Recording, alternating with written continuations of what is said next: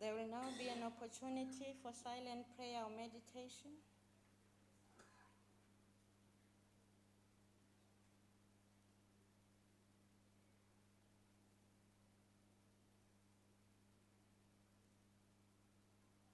Thank you. You may be seated.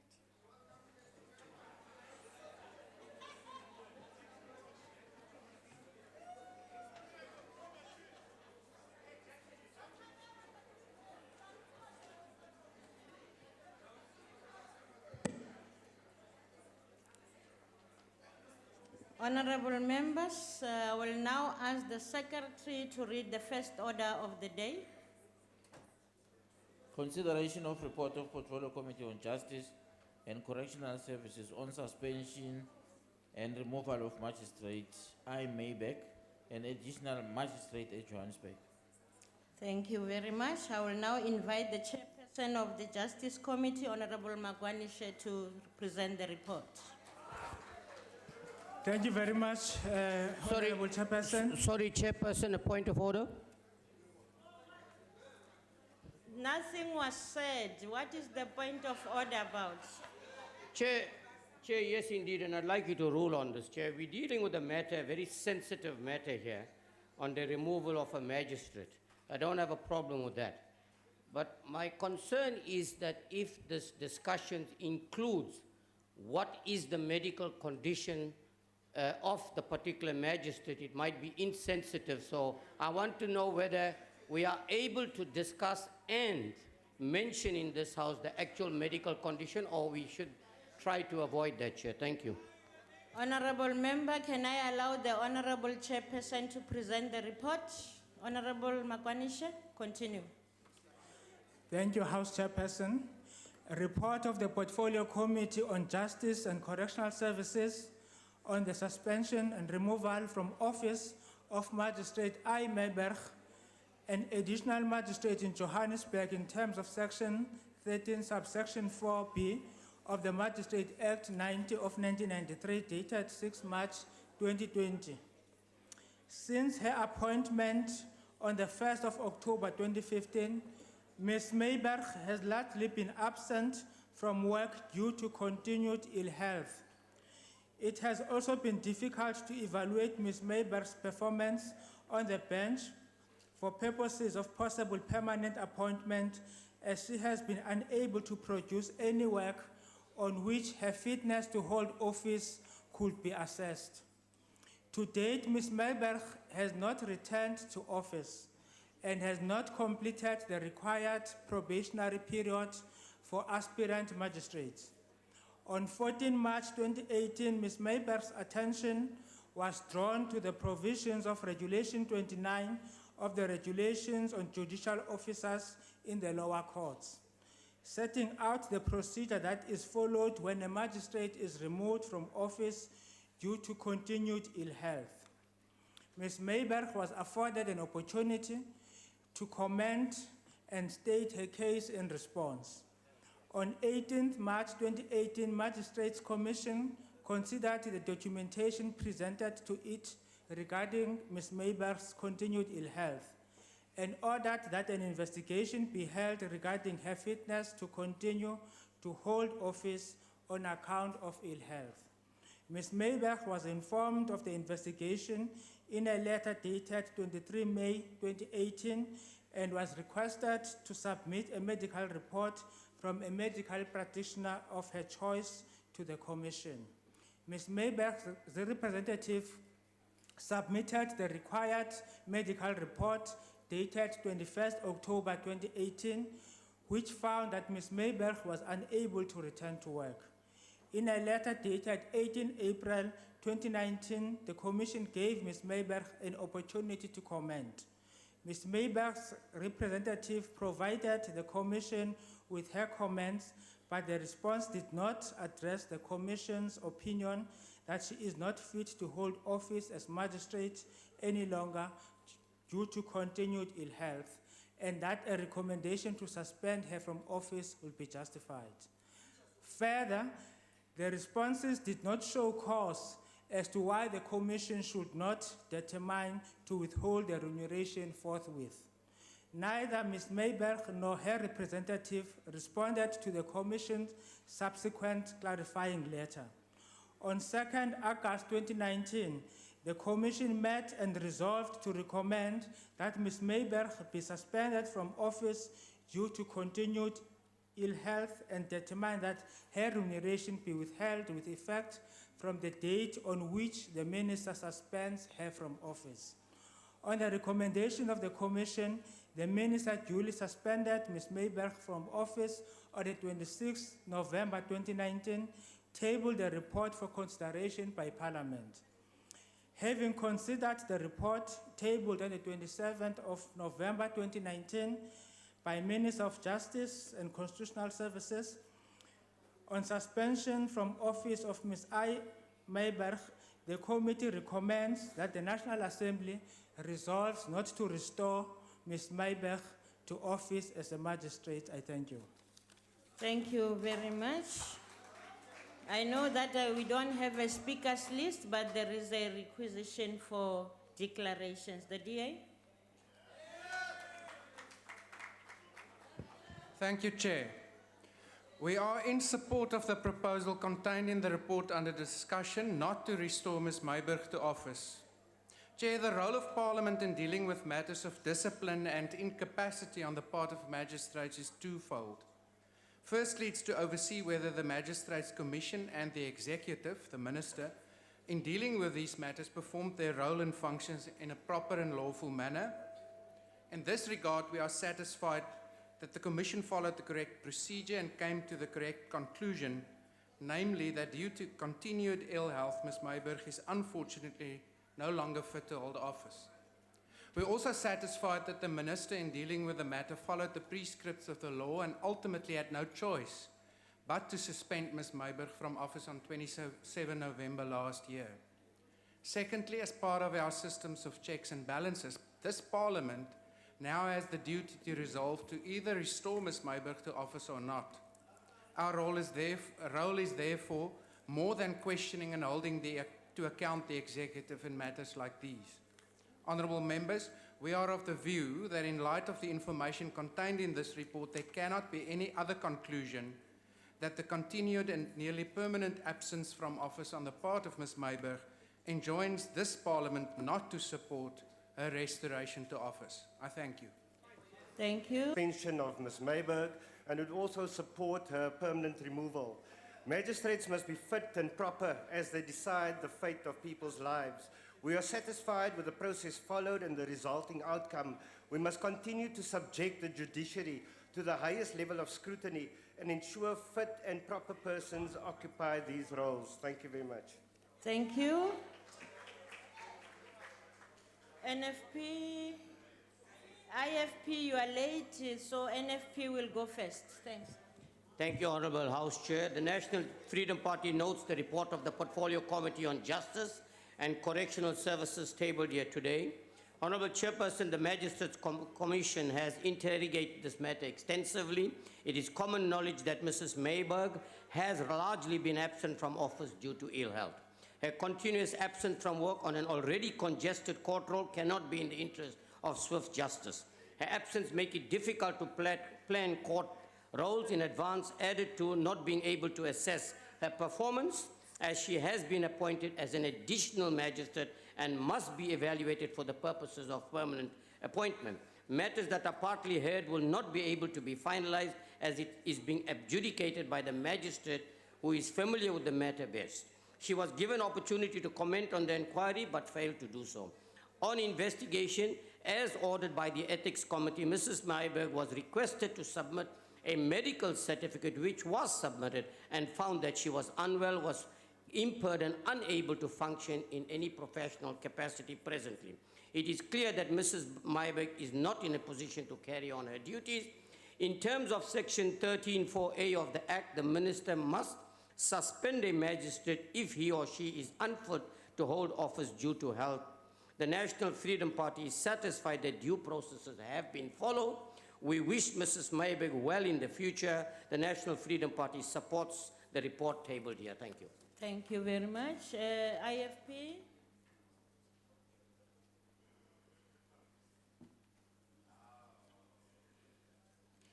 Honorable House Chair. The Inkatha Freedom Party, whilst fully empathizing with the difficult personal situation Magistrate Mybeck finds herself in, supports the recommendation of the Magistrates Commission for her removal from office in terms of Section 134A2 of the Magistrates Act. Magistrate Mybeck's incapacity has not only placed great pressure upon her personally, but also upon her service as a judicial officer in the area over which she presides as a magistrate. As a result of which, her office is in a state of dysfunction, which compromises the delivery of justice in her courtroom. Justice delayed is justice denied, and Magistrate Mybeck is unfortunately unable to fulfill her duties due to her continued ill health. We note that Magistrate Mybeck has been afforded an opportunity to address her illness and to suggest alternatives to her current form of employment, but that no such representations were received.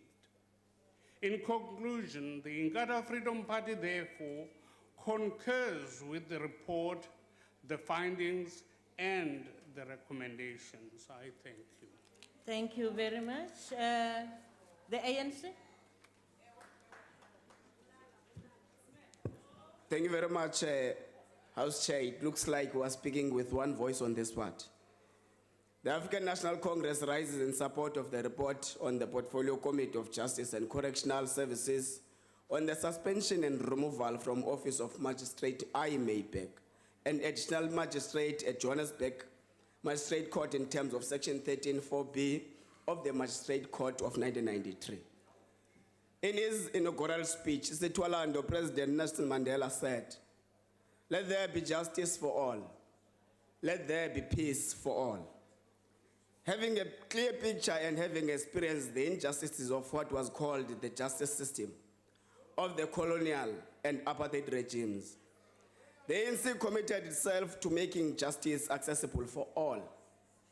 The concerted efforts of the ANC have ensured that justice is not only accessible to the elite and privileged or those who live in suburbs or affluent parts of the country. The ANC appreciated that disputes arise continuously in our daily lives and made a commitment that when such disputes would arise in the rurals, aggrieved parties would have the right to access courts or tribunals and have their dispute adjudicated in a fair manner, obtain relief, protection, or enforce their rights in such courts or other tribunals. The ANC called for an independent judiciary and to strengthening the judicial system and remains committed to these promises. Access to justice is paramount.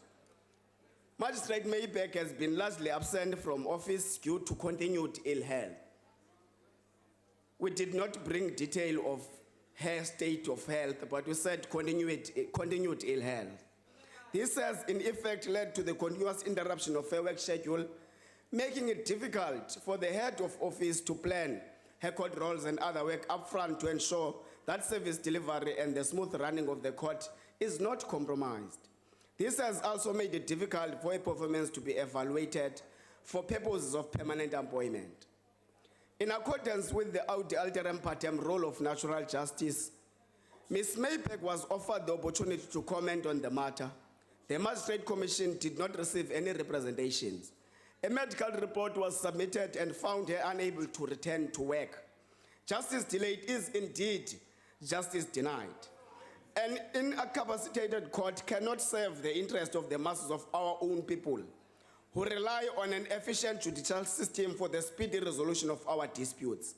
One of the priorities of the ANC-led government is to have a capable developmental state. A well-functioning and capacitated judiciary is key. It is therefore on this basis that the African National Congress supports the report tabled by the committee. Thank you very much. Thank you very much.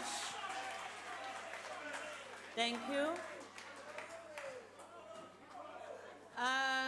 Thank you, honorable members. Are there any objections to this adoption of the report of the committee, including the recommendation that additional magistrate 1 Mybeck be removed from office? No objections agreed to. I will ask the secretary to read. Order, honorable members. I will ask the secretary to read the second order. Consideration of report of Portfolio Committee on Justice and Correctional Services on provisional suspension of Magistrate D. Ne, Chief Magistrate Pretoria. Thank you. The Honorable the Chairperson Makwanisha.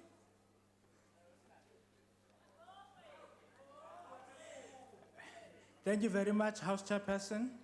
The Portfolio Committee on Justice and Correctional Services, having considered the Minister's report tabled on the 25th February 2020 and referred to it, informing Parliament of the provisional suspension from office of Mr. Desmond Ne, Chief Magistrate of Pretoria, pending outcome of an investigation into his fitness to hold office as magistrate as required by Section 13, subsection 3B of the Magistrate Act number 90 of 1993, reports as follows.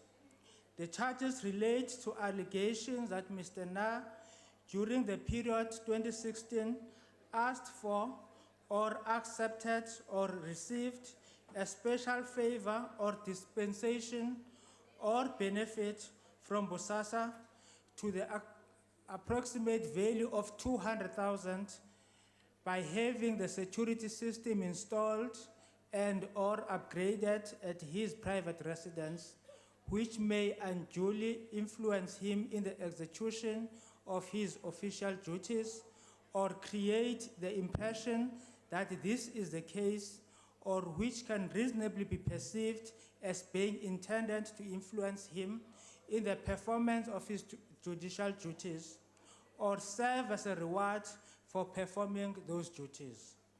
After conducting a preliminary investigation and having considered preliminary investigation report, the Magistrates Commission resolved to charge Mr. Nai with misconduct. A charge sheet dated 29 November 2019 containing 2 accounts of misconduct was served on Mr. Nai and his representative. In a letter dated 27 November 2019, Mr. Na was invited to show cause why the Commission should not recommend that he be provisionally suspended from office. Mr. Naya responded and furnished the Commission with his representations dated 6 December 2019.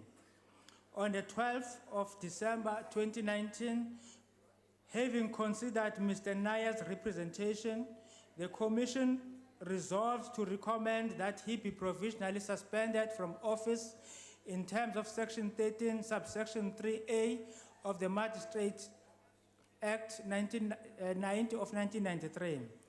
The Commission is of the view that the allegations against Mr. Naya are of a serious nature as to make it inappropriate for him to perform the functions of a magistrate while the allegations are being investigated. On the 24th of February 2020, the Minister, on the advice of the Commission, decided to provisionally suspend Mr. Naya with immediate effect, pending the finalization of an inquiry into his fitness to hold office as a magistrate in terms of Section 13, subsection 3B of the Act, has submitted a report for a consideration by Parliament. Having considered the report tabled on 25th February 2020, the Minister for Justice and Correctional Services on the provisional suspension from office of Mr. Desmond Naya, pending the outcome of an investigation into his fitness to hold office, the committee recommends that the National Assembly confirms Mr. Desmond Naya's provisional suspension from the office of magistrate. I thank you. Thank you very much. In the absence of the speakers list, I will allow declarations. DA? Thank you, Chair. An independent and impartial judiciary are essential elements of a constitutional Honorable democracy. members, sorry, honorable member on the podium. Honorable members, please, let's listen to the speakers on the podium. There's too much noise, please. Continue, honorable member. Thank you, Chair. As I said, an independent and impartial judiciary are essential elements of a constitutional democracy, specifically as the judiciary in a constitutional democracy is entrusted not only with resolving disputes between private parties, but also for resolving disputes between the government and private parties. The rule of law is put into effect through a constitutional system by which power is separated and balanced amongst the three branches of government. In this system, the judiciary should function as an independent branch of government and as the ultimate enforcer of the rule of law. Importantly for our discussion, Chair, as has been pointed out by Jeffrey Sharman, an American writer in his book Judicial Ethics, Independence, Impartiality and Integrity, an independent judiciary can properly enforce the rule of law only if two conditions are met. Firstly, it must be learned in the law, and secondly, it must be characterized by impartiality and integrity. Former Chief Justice Sandile Ngcobo once remarked that if the actual independence and impartiality of the judiciary are essential to the successful operation of democracy, so is the public perception that courts provide an independent and impartial tribunal to resolve disputes and provide basic protection to individuals. Without public confidence in the judiciary, its ability to do justice would be severely compromised. Therefore, Chair, to uphold and protect both the integrity of the judiciary and the confidence of the public in the judiciary as a whole and in respect of individual members, our country has adopted a judicial code of conduct. In Article 4, it explicitly prohibits members of the judiciary to ask for or accept special favors or dispensations from the executive or any interest group. While we must therefore be mindful that at this stage, Mr. Naya is only facing allegations of accepting a special favor from Bosasa in respect of the upgrade of the security system at his private home, the seriousness of this allegation, in our view, left the minister with no other option but to suspend him from office pending a hearing into his fitness to hold office. In order for this Parliament to play its role in upholding both the Constitution, the independence of our judiciary and its integrity, we are, as a Parliament, in our view, enjoined today to confirm this provisional suspension. I thank you. Thank you. EFF. Thank you, Chairperson. We welcome the provisional suspension of Mr. Ney and would welcome his permanent removal. The reality is that there is a lot happening in our judiciary, in particular there in Pretoria.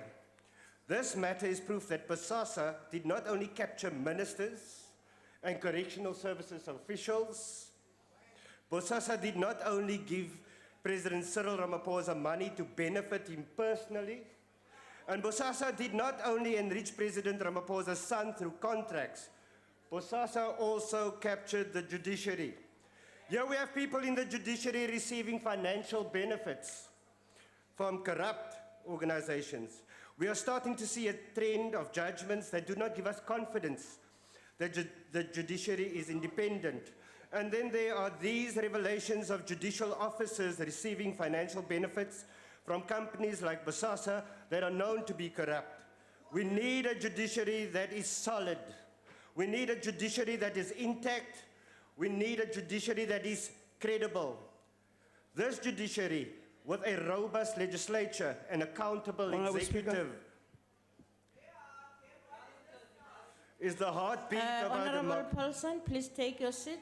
Yes, Honorable Member, why are you rising? Thank you, Honorable Speaker. The member makes serious allegations.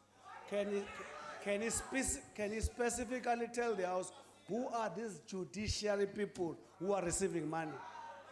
Can he be specific? I don't know if I can instruct him to be specific. Continue, Honorable This Member. judiciary with a robust legislature and accountable point of executive order, is the Chairperson. heartbeat of our democracy. On a point of- and we sorry, must guard it Honorable jealously. Paulson, please take your seat. Yes, Sorry, Honorable sorry. Member. Sorry, Commissioner Nazir.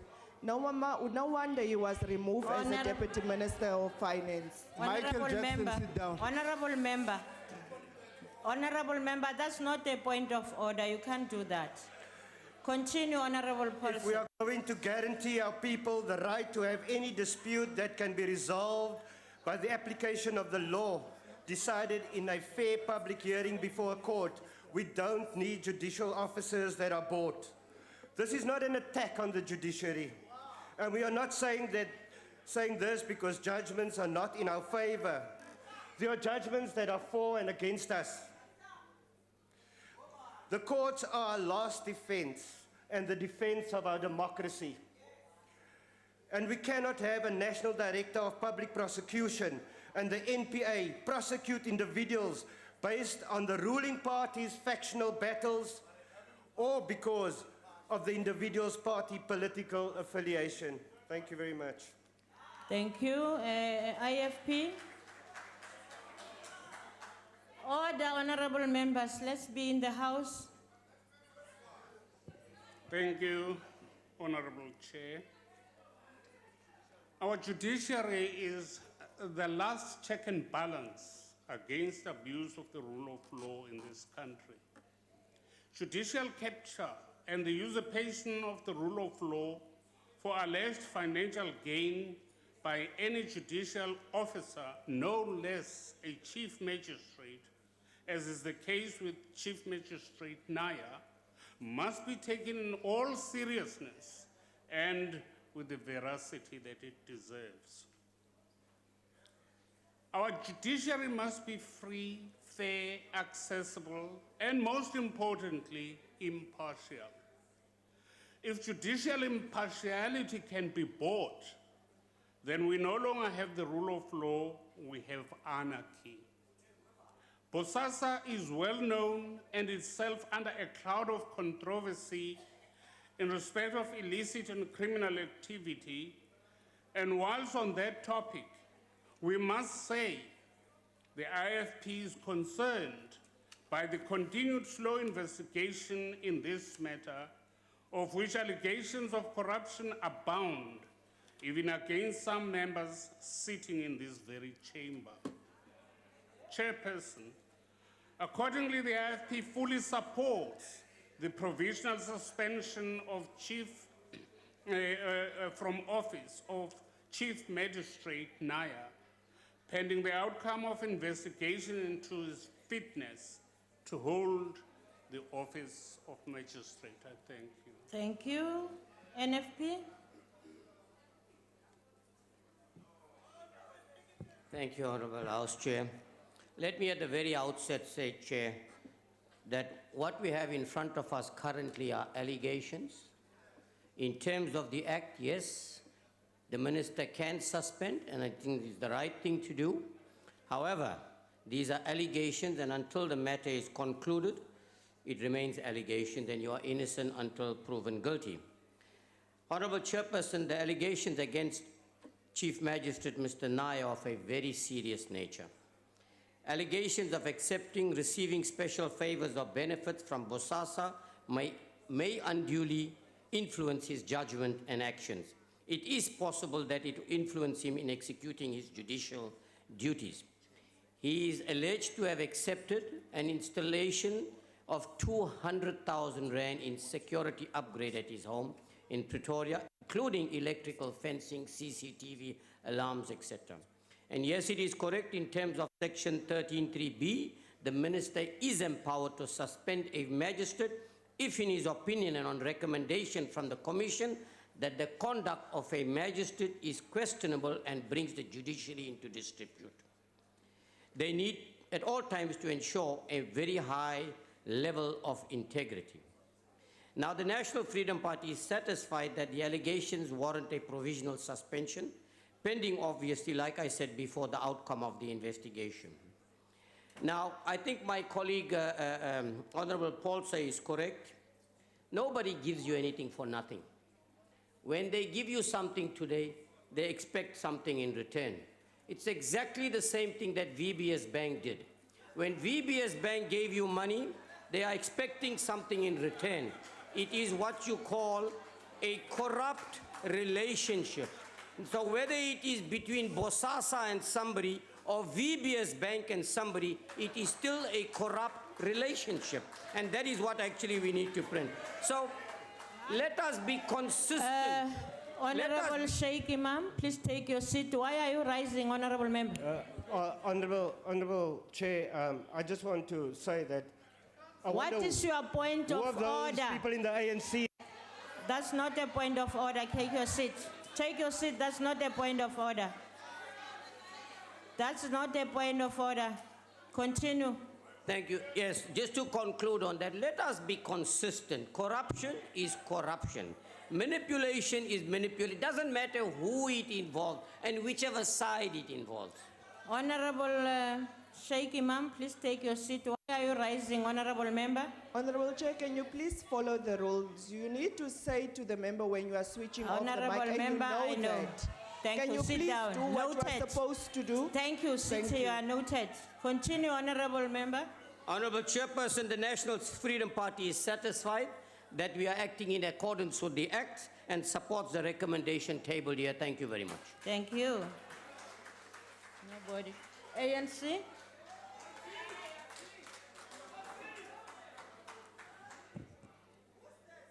Honorable Chairperson, the ANC rise to support the report of the Portfolio Committee on Justice and Correctional Services on the provisional suspension of Magistrate Desmond Nair, Magistrate in Pretoria.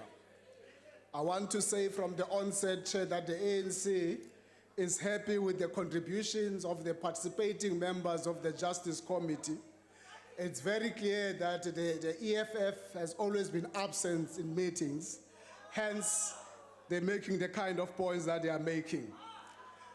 Desmond Nair is the Chief Magistrate, Judicial Head Office and Head of Cluster B in Pretoria, having conducted a preliminary investigation and considered a preliminary On a report. point of order, Yes, Honorable Member, why are you rising?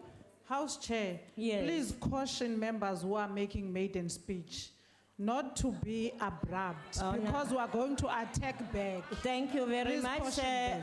Thank you. Unfortunately, I don't have anybody making a maiden speech here in front of me today. Continue, Honorable Tanji. Thank you very much, Honorable Chair. There might be other objectives, Honorable Chair. Judicial authority vests in the courts.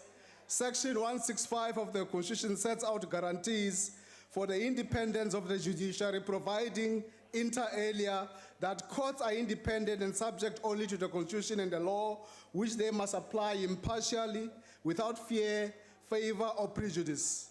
The Constitution also clearly states that organs of state, through legislative and other means, must assist and protect the courts to ensure the independence, impartiality, dignity, and accessibility of effectiveness of the courts. In Van Rooyen and the state, the court emphasized the importance of judicial independence and drew a distinction between the institutional and individual independence. Referring to the test for judicial independence, the court held that from the objective standpoint of a reasonable and informed person, a court will be perceived as enjoying the essential conditions of independence. The misconduct charges relate to allegations leveled against Mr. Nair that he allegedly asked for or accepted or received special favors or benefits from Bosasa, which may unduly influence him in the execution of his judicial duties, which may create an impression or perception as being intended to influence him in the performance of his duties.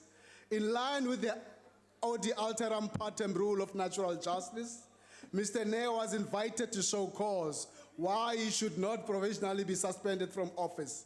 He duly responded. Having considered Mr. Nair's representation, the commission resolved that Mr. Nair should be provisionally suspended. Judicial officers must be held to the highest standard of scrutiny, and their conduct must at all times be beyond reproach and be of conduct befitting that office.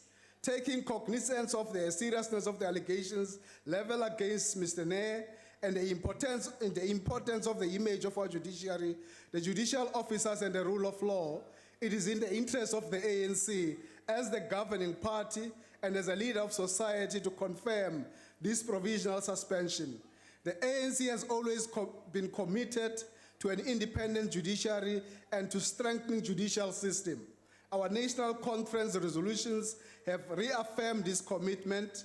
It is for this reason that we are also making the point that those that are still fiddling, we are sending a very strong message as the Justice and Correctional Services Committee that whilst the Zondo Commission is in place, we are not going to wait for its outcomes. We are going to act. This is what we are doing today. Thank you very much, Honorable Chair. Thank you. Are there any objections to the adoption of the report of the committee, including the recommendation that provisional suspension from office of the magistrate G. Nayar be confirmed? No objections, agreed to. I will ask the secretary to read the third order. Consideration of report of Portfolio Committee on Basic Education on South African Human Rights Commission report on investigative hearing into lack of safety and security measures in schools for children with disabilities in South Africa. Thank you. I will call the chairperson of the Basic Education Committee to present the report. The House Chair, the Portfolio Committee on Basic Education convened a meeting with the Northwest Department of Education, South African Human Rights Commission, and the Department of Basic Education. This was done in order to investigate progress made in the implementation of recommendation emanating from South African Human Rights Commission report on the Northwest investigative hearing into the lack of safety and security measures in schools for children with disabilities. The focus area of the meeting engagement included the following set of issues: the access to education for learners with disabilities, enrollment of learners in special schools per province, enrollment of learners with disabilities in public ordinary schools, distribution of special schools, special school resources center, school infrastructure including hostels, special schools funding. Since the release of the report, the South African Human Rights Commission on the lack of safety and security measures in schools for children with disabilities in the Northwest Province, the Department of Basic Education has taken significant steps to ensure the proper processing of the recommendations of the report. In 2014, DBE promulgated the policy on screening, identification, assessment, and support, which provides a policy framework for the standardization of the procedure to identify, access, and provide support programs for all learners who require additional support. The policy guides officials and teachers in not accessing only the intrinsic factors in the child, but also examine other types of barriers for learners and development. The procedures and process in the policy are intended to benefit all learners who require support, not just learners who have a disability. This places at the center the importance of ensuring equitable access to quality education for all learners. To date, the progressive rollout of the policy on SEAS has reached 5,821 officials and 113,204 teachers. With the current developments in the early childhood development space, the plan is to institutionalize SEAS from the ages of 0 to 6 years of age to ensure early identification and intervention. The focus on the early childhood development is based on the fact that ECD provides the intellectual, physical, and emotional foundation for all future investments, and the nation could make its human capital and thus dictates the rate of return of schooling, technical and vocational training, and university education. This led to the initiative called Teaching for All, mainstreaming inclusive education in South Africa. The Teaching for All intervention aims to strengthen the capacity to pre-service and in-service teachers to recognize and respond effectively to the educational needs of children, thereby contributing a more inclusive education system. Education White Paper 6, Special Needs Education. Building an Inclusive Education and System Training 2001 directs on how the country must go about building a single, inclusive system of education and training. The policy signals critical steps to transform and strengthen the education system on enable early identification on intervention on barriers on learning and development. By the end of 2018, Provincial Education Department has already designated 848 public ordinary schools into full service schools. This has exceeded the sector targeted of 624 full service schools by 2018 by 26.4%. In 2016, National Treasury awarded DBE a conditional grant to the value of 477 million over the period 2017 to 2017. The strategic goal of the grant is to ensure that learners with severe to profound intellectual disability access the quality public funded education and support. It focused on the foundation phase and grade 9 and the continued to intermediate phase and grade 10 in January 2016 and the senior phase and grade 11 in January 2017 and 2017 and in grade 12 in 2018. The Portfolio Committee is convinced that the basic education sector is committed to the principle. Every learner matters and is thus committed to building an inclusive education and training system, which will ensure that no learner is left behind. Significant steps have been taken in this regard, although challenges remain given that the size of the backlog with which the democratic administration has had to deal. However, the Portfolio Committee will make follow-ups through oversight visit in order to track progress in all provinces, including the Northwest. It is our hope that the current initiatives which will lead a better basic education system for all our children. I therefore move that the House accepts the report. Thank you very much. I will now recognize the Honorable Chief Whip of the Majority Party. The Chief Whip of the Majority Party, you are recognized. Thank you very much, Chair. I move that the House accept this report. Thank you. The motion is that the report be adopted, but there is a request for declarations. I will allow the DA to come first. The South African Human Rights Commission's report was prompted by the death of 3 learners in the Northwest Province caused by a fire at the hostel of the Northwest School for the Deaf. The investigation established that at the time of the fire, there were woefully inadequate safety and security measures in place to protect learners. The Commission's investigation concluded that the Northwest School for the Deaf, Northwest Education Department, and the Minister of Basic Education failed to comply with applicable legislation and policy. If children with disabilities are systematically endangered within the special school environment due to lack of safety and security mechanisms designed to reasonably accommodate their specific disability, this would constitute an infringement of a child's rights to dignity, equality, health, security, a safe environment, and a basic education. Any routine exposure of children with disabilities to hazards born of inadequate safety and inappropriate security measures would be a form of neglect that does not serve the best interests of the child as required in the Constitution. The failure to provide safety and security measures in the event of any emergency can also be interpreted as a form of discrimination. The crude and naked facts staring us in the face are that each day parents of these children send them to school as they are compelled to. They expose their children to danger which could lead to certain death. This is a fate that stares learners and teachers at Kaya Leto in Sikau Special School in the face on a daily basis.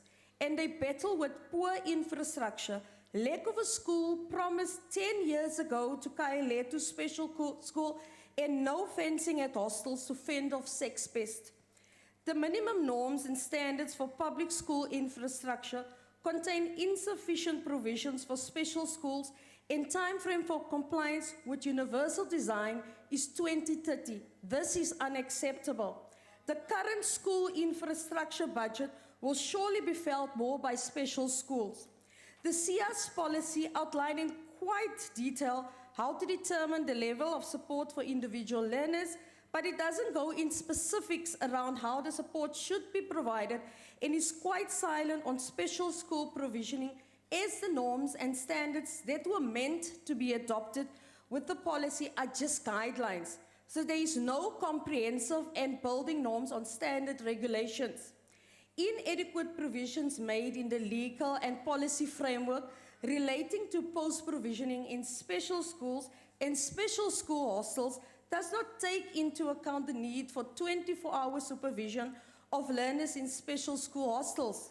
Such supervision is more demanding and requires more specialized skills. There are no norms and standards setting out the minimum qualifications of staff requiring experience for special schools and special and support staff. Adequate staff development plans are not in place to ensure staff develop the necessary skills to ensure learner safety and security, taking into account specific learner needs. The assurance of safety and security at special school will only be realized when proper norms and standards are in place with regards to post-provisioning, accommodation, transport and infrastructure, and when proper vetting and training of educators and caregivers is continuously monitored and implemented. We urge the Department of Basic Education to conduct a thorough health and safety audit for all special schools per province to ensure that safety policies are in place and implemented. Failure to do so will be an indictment on the department's incapability to carry out this mandate. We support this report. Thank you, EFF.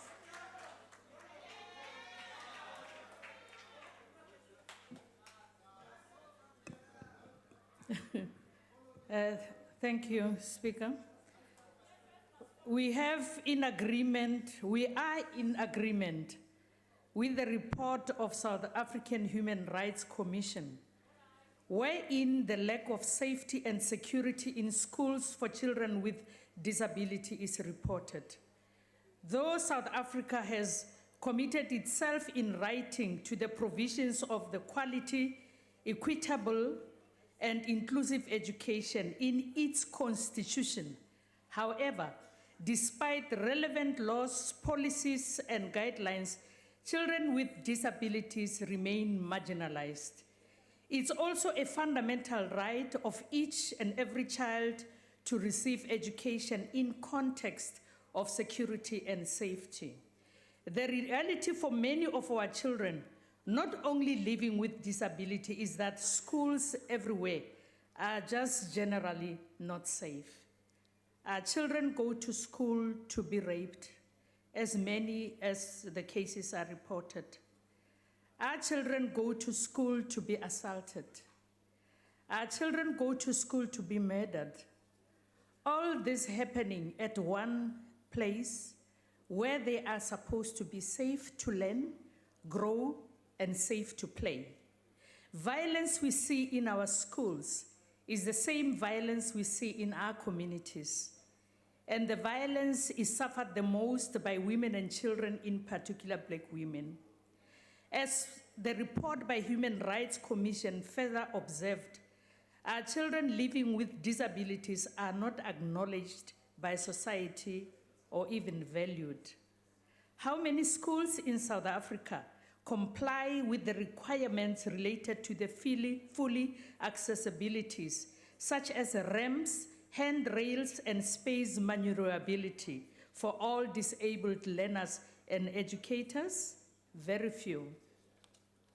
We as EFF made a clear proposal to the Minister of Police, wherein we asked him to go and establish units that will specialize with school safety for the purpose of police visibility in all and around schools.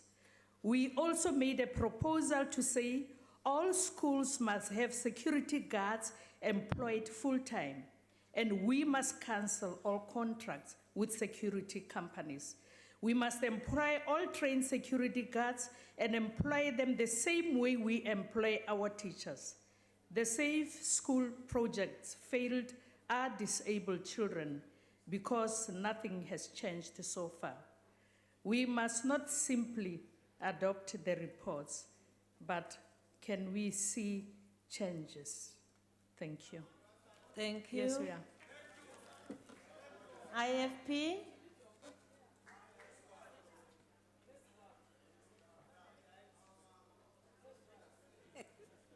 You'll tell us what that means one day, Babungwes. Honorable Madam Chair and members, I deliver this statement on behalf of the IFP Secretary General, Honorable Ngobo. Honorable Speaker or Honorable Chair, the consideration of this report quite obvious requires the concerted effort of the both ministers, health and basic education, to protect those who are the most vulnerable in our communities.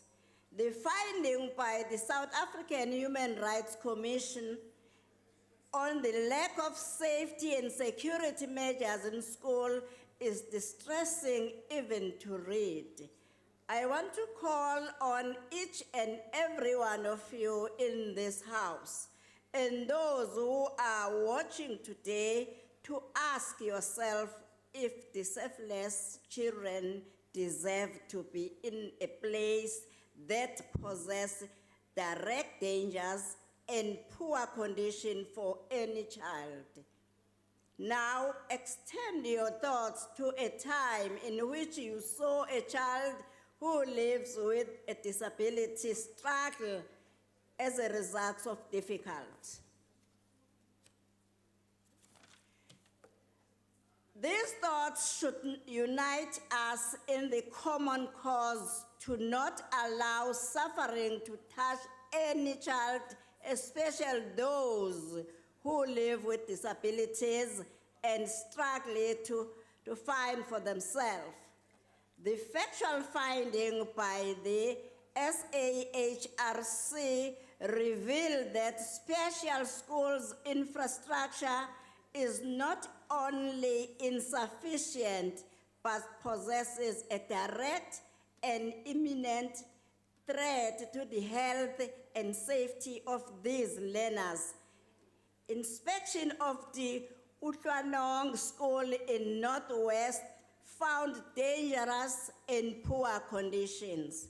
The report found as a matter of fact that there is a lack of legal binding norms and standards to ensure safety, minimum qualifications of care from staff, lack of understanding of the legal policies that exist in events of emergency, and as usually no accountability of provincial and district departmental officials in terms of compliance. The IFP rejected the report by the Department of Basic Education and support the recommendation of the committee findings. I thank you. Thank you, ma. FF Plus.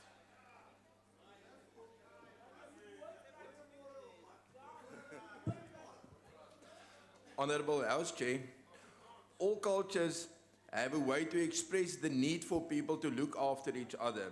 It could be the Ubuntu formulation of Mutu Kimutu Kabatu, or it could be called empathy, of het kan ook naaste liefde genoem word. Die punt is dat dit 'n universele deug is vir diegene wat oor die vermoë beskik om na hulle self om te sien, om ook te help om na ander om te sien. Gestremde mense kan in die verband uitgesonder word. Dit is wat bedoel word as Levitikus 19 vers 14 beveel, jy mag gedowe nie vloek nie en voor die blinde geen struikelblok lê nie, maar jy moet jou God vrees. Ek is die Here. What this exactly means changes from time to time. Some amenities are regarded as luxuries when they are introduced, but in time becomes basic requirements just for a dignified life. Regarding the safety of children with disabilities in schools, The ideal would be that all teachers and all children would regard it as their obligation to look after the interests of children with physical disabilities or profound intellectual inability. In that case, the tragic occurrence which led to the report which we are dealing with would not have been necessary at all.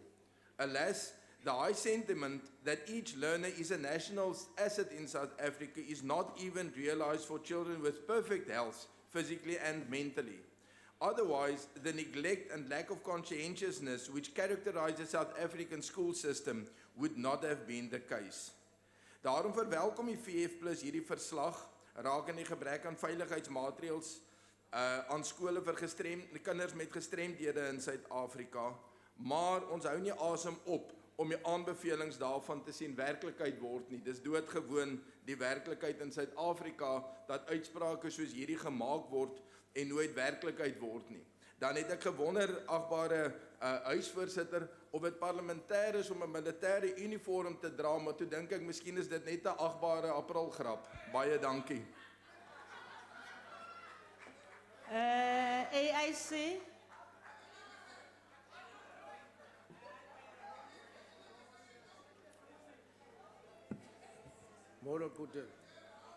Honorable Chairperson, the South African Human Rights Commission reporting to the lack of safety and security measures in schools for children with disability in the Northwest Province made damning findings against the Department of Basic Education in the Northwest Province and its head of department, the Minister of Basic Education, the Northwest School for the Deaf, and the member of the Executive Council for Education, for failing to provide safe and secure schools for the advancement of the rights of school children with disability. The cruel treatment of the people with disability was correctly put by the intellectual giant, Dikgang Moseneke, in the Life Esteem Arbitration Award. As he said, I quote, "The right not to be treated in a cruel, inhuman, and degrading way is self-standing right in the Constitution. It is related to the right to dignity, but its reach travels further. It does not only require that people be treated in a respectful and a dignified manner and in accordance with their human worth, but also targets proactive and systematic acts that are not only unkind, but also hateful and directed at bodily and psychological hurt and harassment," unquote.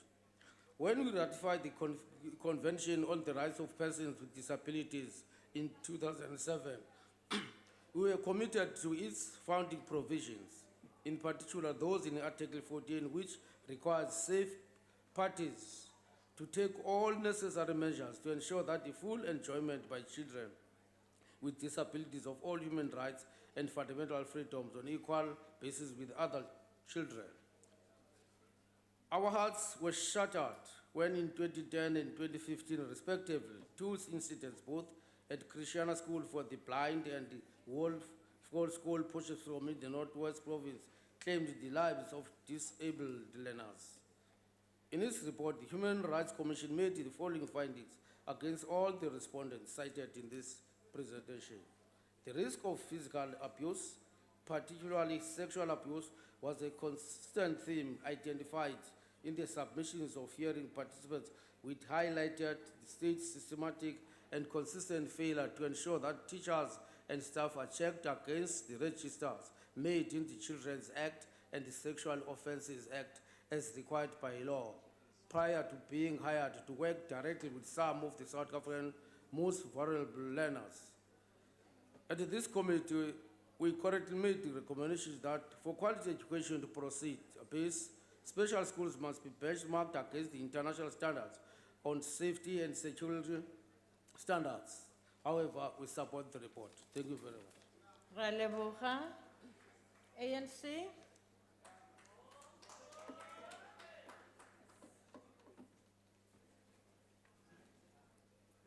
Thank you, Honorable Chair. Let me start by simple corrections because we are basic education. The Honorable Doctor of the EFF and Honorable Chaisa is people and learners with disability. Not living with is not a disease, it's just a condition. Let's start there.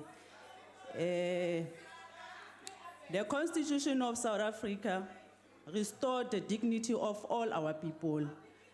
The first section of Chapter 2 Bill of Rights in our Constitution states that. Order. The Bill of Rights enshrines the rights of all people in our country and affirms the democratic values of human dignity, equality, and freedom. The Constitution guarantees the right of persons with disability to equality, non-discrimination, and human dignity in all sectors of our society. Your party is less than 10 years, so you are still calling. You can't compare yourself with us. The Education White Paper of 2001 asserts that the special needs education is a sector where the ravages of the apartheid. Honorable member, take your seat. What rule are you rising on, honorable member? Chair, just to note to the member, we are the only party that have Honorable member, I'm going to switch off your phone. You can't do that. Honorable member, you do that again, it's a warning that. Don't do that again. Continue. Continue. Thank you, Chair. Our basic education will be very patient with you. We understand you are just babies.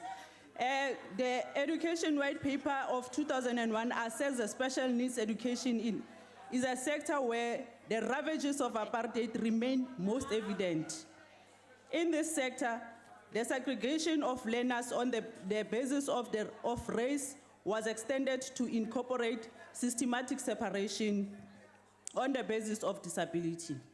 Apartheid special schools were thus organized according to two segregation criteria, race and disability.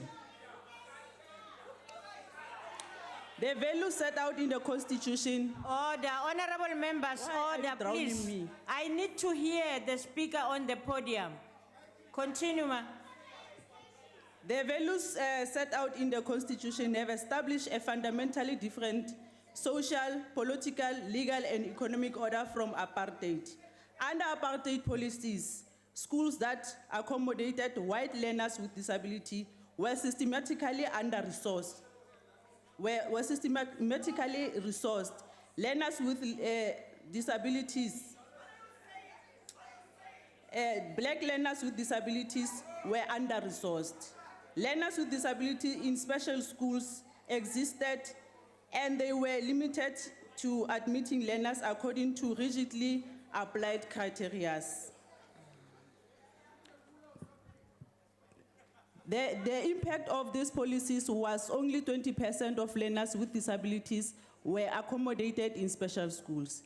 In the year 2019, there were 501 schools for children with special needs, including 54 independent schools.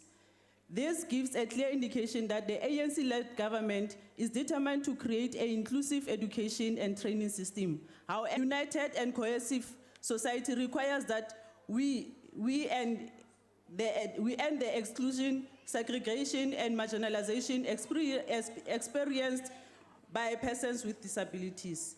It is the responsibility of every one of us to ensure that every child with disability is in school. We must include this responsibility in our constituency work as members of parliament. In its policies, the Department of Basic Education takes school safety seriously and apex a priority. The department has put in place various policies, measures to ensure the safety of all learners, educators, relevant stakeholders in schools. According to the policies, that there is no place for violence, drug use and abuse, sexual harassment and other criminal acts in schools as they pose a serious barrier to learning. The department places great focus on the inculcations of values and ethics and of just and caring society within the schools and communities. The report of Human Rights Commission on the lack of safety and security measures in schools for children with disabilities in South Africa raises serious concerns about the lack of safety in some schools. The Portfolio Committee initiated and called a meeting to receive a briefing and engage the South African Human Rights Commission report by the following stakeholders. As the ANC, we appreciate the information provided by the department, which showed the steps taken, demonstrated commitment to an inclusive education system and a reasonable accommodation. We are particularly pleased that the department is committed to an enrollment of learners in special schools per province, enrollment of learners with disabilities in public ordinary schools, more equitable distribution of special schools. As the ANC, we welcome the department commitment. Order, Chairperson. Order. Thank you very Take much, your seat. Chairperson. Honorable Njaisa, yes? Yes, the speaker is also, the speaker on the podium is also saying learners with disabilities, not with living with disabilities. And Where ignorance is bliss, it is folly to be wise. Honorable member, you didn't hear her well. You are just changing things. Continue, honorable member. The correct thing is what you just said that she said. Continue. Thank you, Chair. The ANC supports the recommendation by the Portfolio Committee. In particular, we call on the department to adhere to the timelines in its response to the recommendations of the South African Human Rights Commission. We believe that there has to be continuous discussions about how to get school safety right. The fencing of all school grounds and thorough inspection in schools for learners with special needs must be prioritized. The involvement of school governing bodies, the police, parents, teachers, and learners is crucial for betterment of our schools and increased safety of our children in schools. Let us join hands in ensuring that schools are constructive spaces of learning for our children, especially for those with disabilities. We urge schools that have not established disciplinary committees to do so urgently. We support the report. Thank you. Thank you very much. Mama Sonyani, sengiyakubawa kwanjesi. Ayikarisi into eyenzako torhwana.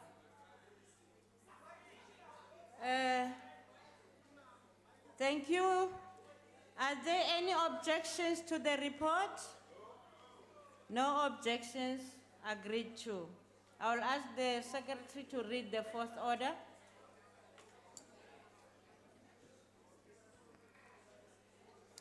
Consideration of report of Portfolio Committee on Basic Education on South African Human Rights Commission report on investigative hearing into status of mental health care in South Africa. I will now call on the chairperson of the committee, Honorable Mbinga Kugaba, to introduce the report. Ngoma fika izolo kwenu, 6th administration le. House Chair, the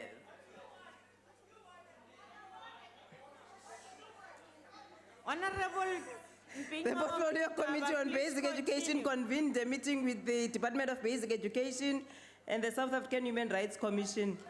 This was done in order to establish the extent to which the department has responded. Ma'am Kigaba, yes, what's the point of order, ma'am? Ngiyabonga sihlalo. Akutshele lo honorable ukuthi masiniphaphare ngiye. What are you Akakhulume saying? ngento That's not a afanele point of ngayo order, la. ma'am. It's not a point of order, ngiyacisha. No, she's Continue, ma'am. Paparing okwakho. This was done in order to establish the extent to which the department has responded to the recommendation of the South African Human Rights Commission on the state of mental health in South Africa. The focus area of the meeting engagement was on the following issues: the stigma reduction and awareness raising, national strategy on learning attainment, study on the implementation of the integrated school health programs, mental health programming, and draft policy on education for children with severe to profound intellectual disability. Section 29 of our Constitution enshrines the right to a basic education and defines the positive responsibilities and accountabilities of the state in this regard. At the core of this is the duty of the basic education sector to ensure the uninhibited enjoyment on the right to basic education. Since the release of the report by the South African Human Rights Commission on the state of mental health care in South Africa, the Department of Basic Education has taken significant steps to ensure the proper processing of the recommendation of the report. In 2016, National Treasury awarded the department a conditional grant to the value of 477 million over the period 2017 to 2020. The strategic goal of the conditional grant is to ensure that learners with severe to profound intellectual disability access quality public funded education and support. As part of the implementation, the department has facilitated various engagement with the government departments implicated in the Western Cape Order of 2020 on access to education for children with severe and profound intellectual disability. As part of this collaboration, a decision was taken to incorporate in the plans the following: introduction of stigma reduction program in schools and increasing access to health services and mental health awareness raising efforts aimed at educators. In addition, the department has identified a need to improve the skills of learning support agents on providing psychological support to learners. In order to facilitate this, the department has developed a guide for learner support agents and schools on how to support learners in need of psychosocial services. The guide clarifies what psychosocial support is about and how learner support agent, school management teams, and school governing bodies must go about creating a psychosocial healthy school environment in order to prevent psychosocial problems and to address existing problems early. The document is entrenched in the department's care and support for teaching and learning program, as well as policy on screening, identification, access, and support. Already, training has been conducted on LSAs and schools in the Northwest and the Northern Cape province. In addition, provinces like Gauteng have begun to train teachers on psychosocial support within the context of training in specialized areas. The draft policy on education for children with severe to profound intellectual disability was tabled at the Council of Education Ministers on the 12th of February 2018. The Portfolio Committee is convinced that the basic education sector has demonstrated commitment in addressing the recommendations where it is reasonably feasible based on resource availability. The basic education sector believes that every learner is a national asset and therefore matters, and is thus committed to building an inclusive education and training system which will ensure that no learner is left behind. Significant progress has been made in this regard, although challenges remain given the size of the backlog. This is to be expected, though, given the fact that realization of human rights is a complex endeavor that cannot be resolved overnight through simple axiomatic solution. I therefore move that the House accept the report. Thank you, Chair. Thank you. Ngizokbawa usosbepi wetlangano ekulu. Usosbepi wetlangano ekulu. Khalil. Honorable Chair, I move that this August House adopt this report. Thank you. Thank you. The motion is that the report be adopted, but there is a request for declarations, the DA. The realization of human rights is a complex topic that does not lend itself to axiomatic answers. Nowhere is this truer than when the rights of a marginalized section of the population are in question.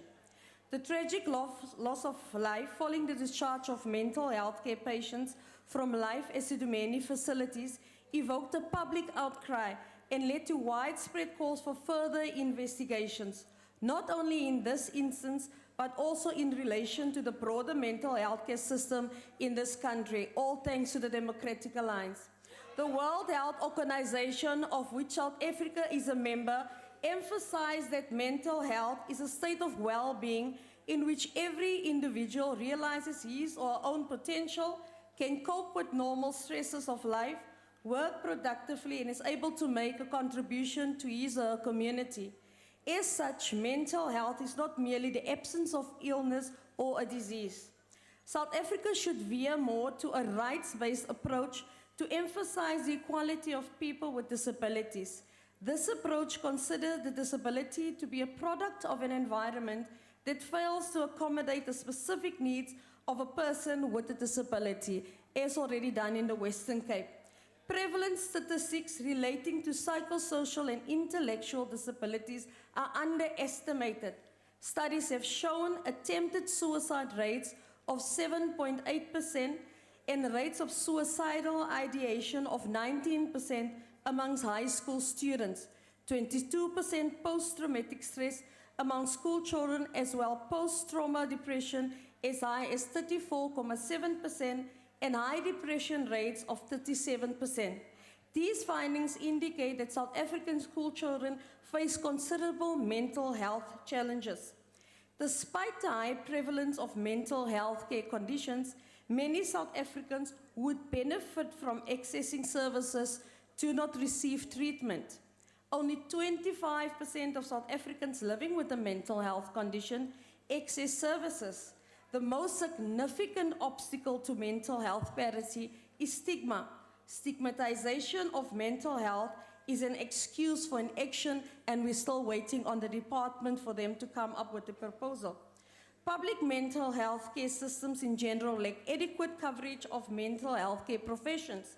Per 100,000 people, South Africa has 0.28 psychiatrists, 0.23 psychologists, 0.4 social workers, 0.13 occupational therapists, and 10 mental health nurses.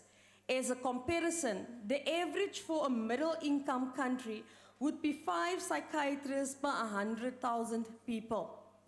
In South Africa, HIV infection, substance abuse, and exposure to violence increase vulnerability to mental health challenges. Against this backdrop, it was noted stark realities of unmet needs with regards to child and adolescent mental health care in South Africa, and we called for an urgent scaling up of services to fulfill the constitutional rights of children and adolescents through appropriate health care services in the committee. LSAs in overcrowded schools will not be able to effectively implement guidelines presented, and ultimately the onus will be on the class teachers to identify where assistance is needed. Even this will eventually lead to inadequate assessment of learners, which will have long-term mental effects and stigmatization if done incorrectly. Deinstitutionalization must be undertaken properly. The primary and specialist multidisciplinary teams that are community-based mental health care services must be focused on, must be resourced, and must be developed before the process is started. It will require more financial and human resource investment. Therefore, sufficient budget should be allocated. Countless acidumenies are happening right now to people who are still alive. But the extent of neglectful and abusive care will again only come to light once they also die in starvation, dehydration, cold, and infection. The state must have the political will to avoid this tragedy from occurring and learn from your mistakes, the ANC, on life acidumeni, because you are failing our children out there when it comes to mental health access. We support this report. Thank you. EFF.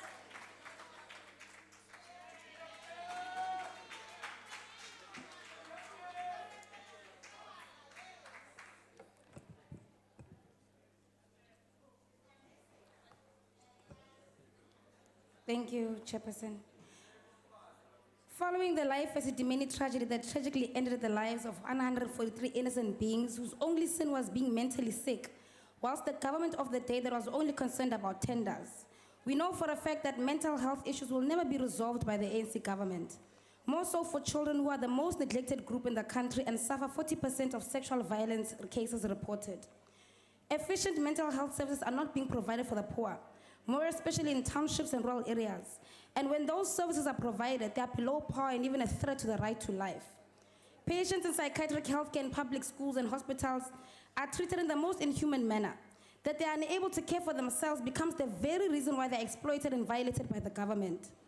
Ill pupils are being denied 72-hour observation and onward referral as per mental health protocol. In one incident, a patient was denied this 4 times in a row at the Elizabeth Ross District Hospital and eventually met untimely death, which is in fact murder by the department.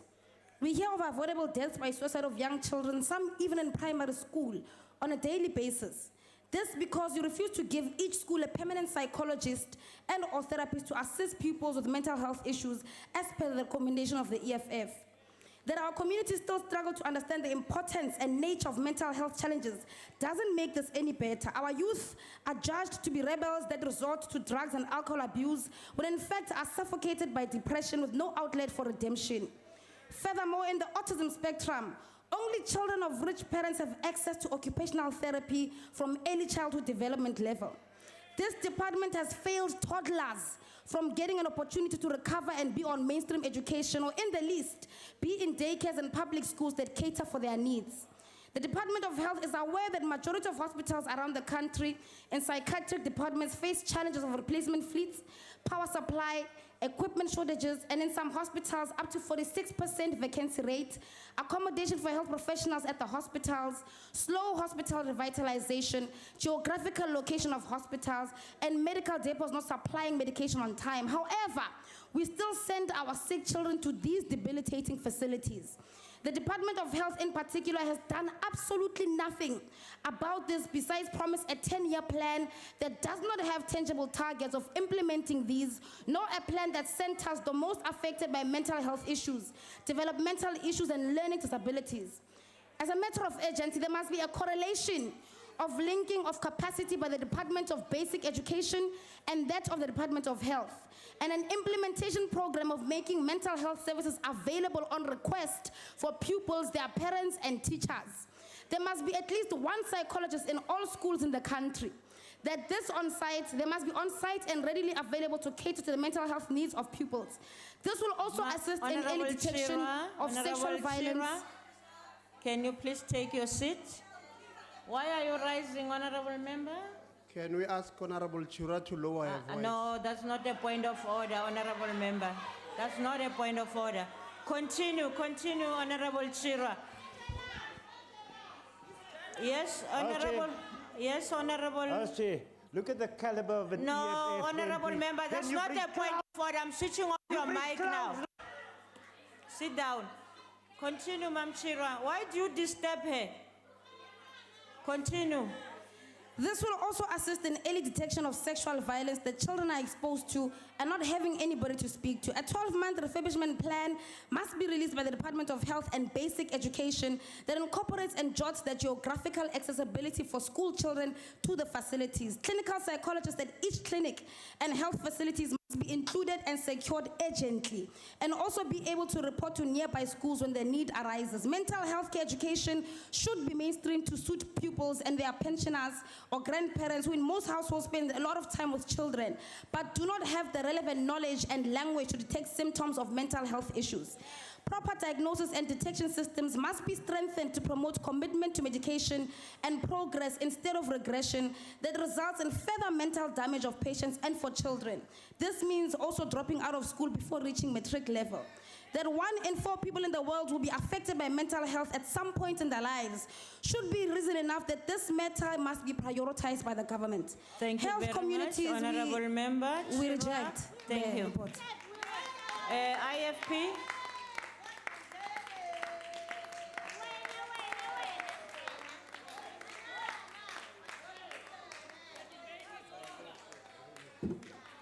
Honorable members, can you lower your voices before Mama Kulum?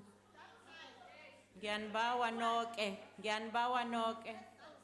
Yes, the Honorable, the Deputy Minister. Ma'am Tlengwa, take your seat for a while. Yes, why are you rising? No, thank you, Chair. I agree with you. Honorable Pauls is walking barefoot here. That's why there's a problem. What is that? That's not a point of order. Continue, ma'am.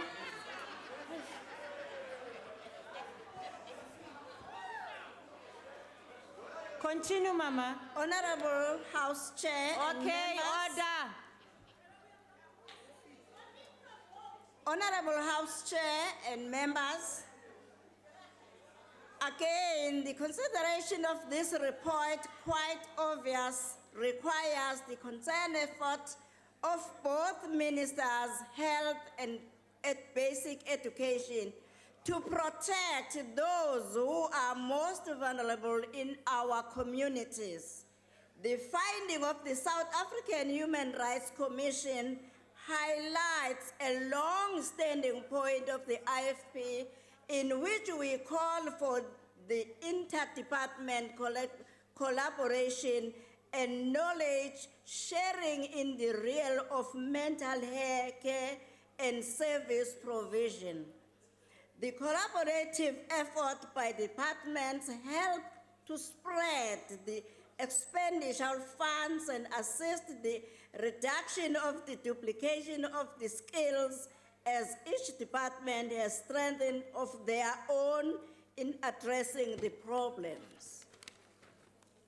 Due to the poor state of service in South Africa, it leads one to wonder how the national health insurance will take into account the high demands of the infrastructure and programs needed to address mental health issues. Government needs to lay a stable ground before we can embark on a universal system of health care. We see that there are material challenges with regard to the state of mental health challenges in South Africa and support the call for greater control to be decentralized into local government. Local government must be sufficiently empowered to respond to the needs of the individual communities so that rural areas like Echozini in KZN receive the sufficient funding in terms of mental illness. IFP supported this report. Thank you. FF Plus? Agbare huisvoorsitter, funksionele gemeenskappe het maniere om mense wat ander vermoëns het as die standaard te akkommodeer en om hulle in te sluit. Dit is hoe dit is. Dit is die persoon wat, soos wat dit hier genoem word, grondliggende intellektuele gestremdhede het, kan die klem gelê word op die stremming, maar die vermoëns word buite rekening gelaat, vir dieselfde pryse wat ons sê dat elke mens 'n nasionale bate is, het elke mens bepaalde vermoëns. Dit is so dat die moderne wetenskap ons help om hierdie saak beter te verstaan. Met ander woorde, mens wil nie idealiseer hoe persone met, kom ons sê, nie standaard vermoëns tradisioneel hanteer is, asof dit altyd goed en altyd met wysheid hanteer is nie.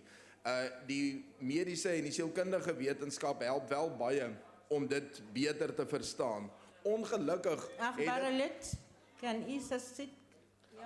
Agbare voorsitter, ek wil net vra sal meneer Agbare Boshoff 'n vraag kan antwoord.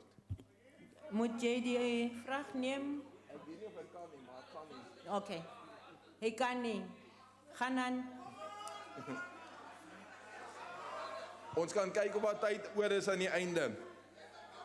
Dit het wel daartoe gelei dat mense met gestremdhede eenkant geplaas is, dat hulle as dit ware uit die gewone samelewing uitgeskuif is, dat dit geword het asof dit 'n verleentheid is vir baie gesinne of families om te sê dat hulle iemand met 'n gestremdheid in die familie is en daarom hulle liewerster wegstuur om elders onder gespesialiseerde sorg te wees. Daai gespesialiseerde sorg mag gespesialiseerd wees, maar dis nie liefdevol nie.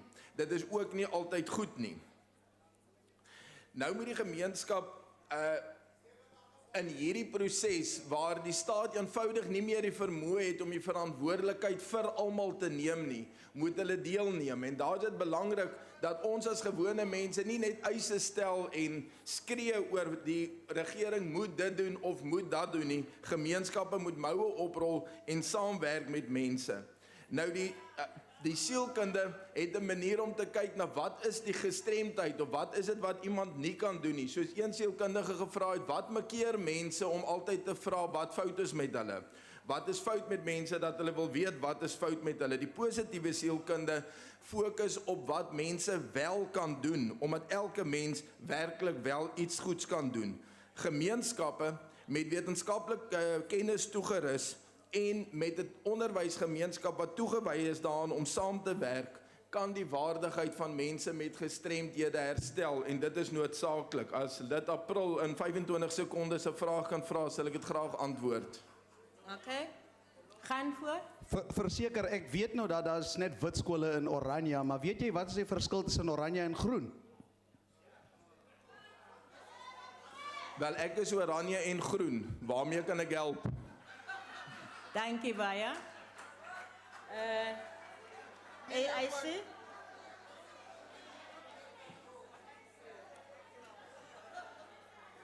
Thank you very much, Honorable Chairperson.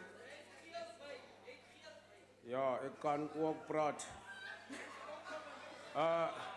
Chairperson, 3 years ago, the Human Rights Commission commissioned the report to look into the mental health care status in South Africa. The report, among many other things, found that a rights-based approach to mental health recognizes and respects diversity, both between persons with psychological and intellectual disabilities and broader society, and within a group of people with psychological and intellectual disabilities. The life estimation, for instance, was characterized as harrowing account of death, torture, and disappearance of utterly vulnerable mental health care users in care of an admitted delinquent provisional government by the life estimation arbitrator. This brings into sharp focus the Department of Basic Education's preparedness to deal with mental health care in public schools. The Human Rights Report correctly recognizes the central pillars underpinning mental health care, which includes inclusion and participation. Chairperson, the Commission's recommendation is that a properly devised plan must be introduced by government to deal with cases related to stigma and conditions of mental health, including broadening access into schools for mental health care related services such as counseling and therapy is overarching. We are, however, disappointed that it took 3 years after the release of this Commission's report for this debate to be heard. We support the report. Thank you. Thank you. The ANC.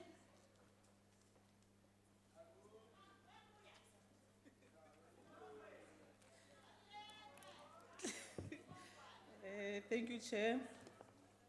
I rise on behalf of the African National Congress to support the Portfolio Committee report on the South African Human Rights Commission's report into the status of mental health care in South Africa. Health is defined by the World Health Organization as a state of complete physical, mental, and social well-being. Mental health is therefore an essential element of health, and it is crucial to the overall well-being of individuals and society. Most mental disorders have their origins in childhood and adolescence. Approximately 50% of mental disorders begin before the age of 14 years. The relationship between poverty and mental ill health is a vicious cycle. People living in poverty are at risk of developing mental disorders through the stress of living in poverty, lack of social support, increased exposure to violence, and worse physical health. The ANC welcomes the efforts of the Departments of Basic Education and Health to reduce the stigma attached to mental illness in schools and increasing access to health services, including counseling, through formal referral pathways accessible to educators. The various relevant departments have an obligation to source out the necessary funds and ensure execution of these programs. A long and healthy life requires us to invest in mental health so that we not only reduce will reduce the substantial burden of untreated mental disorders, but reach levels of mental health that are higher than the mere absence of disease or infirmity. Good mental health is no doubt contribute substantially to our society, our social and economic development. Many schools do not recognize the consequences of suicidal tendencies in children. Depression is one of the most common emotional disorders in children, affecting as many as 1 in every 33 children. Depression can produce serious difficulties and interfere in the child's life and development. Studies have found that the burden of mental illness in the DA-run Western Cape province. In this province, mental health illness is closely associated with the scourge of substance abuse and gang-related crimes. The Western Cape government tends to ignore the plight of poor in favor of policing solutions. The Western Cape government must instead invest in social assistance programs for youngsters and adults struggling with mental disorders and drug addictions. One of the most devastating consequences of depression in children in high rate of attempted and suicidal and successful suicides. It has been estimated that between 90 and 97 suicide victims have suffered from a mental illness, and in almost half cases of a diagnosis of depression has been found.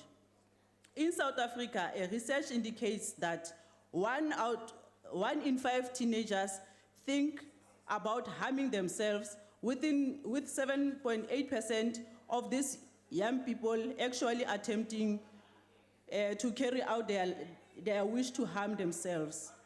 Other studies have found that 24.5% of attempted suicide cases amongst Black South Africans have occurred in young people aged 17 or below. These devastating statistics highlight the need for the early identification of possible emotional problems in children, thus preventing these children from carrying out suicidal inclination before it is too late. Mental health is part of the general health. It should be integrated into general health care, and people with mental disorders should be treated in primary health care clinics and in general hospitals. Mental health services should be planned at all levels at the health services and treated as matter of priority in all sectors of society, schools in particular. The African National Congress believes that every learner is a national asset.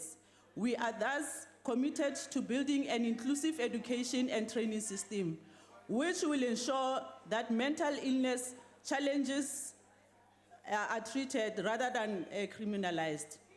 The National Department of Health has placed the National Mental Health Policy Framework and Strategic Plan 2013 to 2020, which is currently being implemented in all 9 provinces. It identifies the key activities that are being implemented in all 9 provinces. The ANC recognizes the burdens of mental strain our people feel today. As South Africans, we have always been able to come together to overcome local, national, and global challenges. With increased suicide rates and depression in the South African population, the ANC appealed to all communities to stand together in times of difficulties. To the Western Cape government and members of DA, no amount of grandstanding in this house can hide what is happening in the Western Cape. Thank you very much, Chair. Thank you. Thank you very much. Are there no objections to this report? No objections agreed to. The Secretary will read the 5th order. consideration of report of Portfolio Committee on Higher Education, Science and Technology on 2019-20 first quarter financial and service delivery performance report of Department of Higher Education and Training. Thank you. We will call on the Honorable Sabia to introduce the report.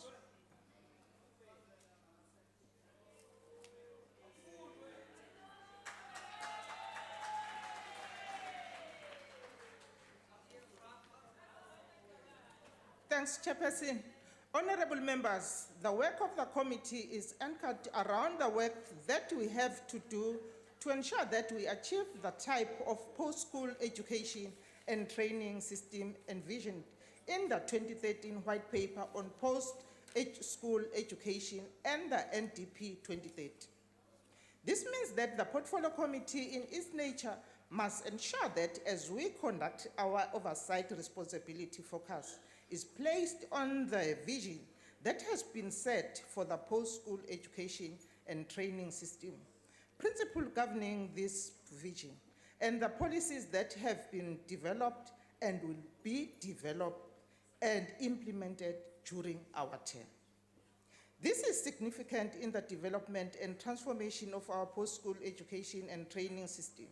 It is important that we work collectively to ensure that the government's vision of an integrated post-school education and training, which has different institutions playing their role as parts of coherent but differentiated whole, is achieved.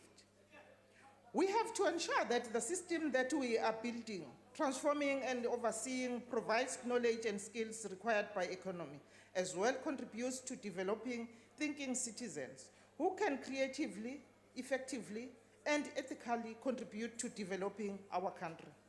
Against this background, we have the opportunity of presenting this report for adoption.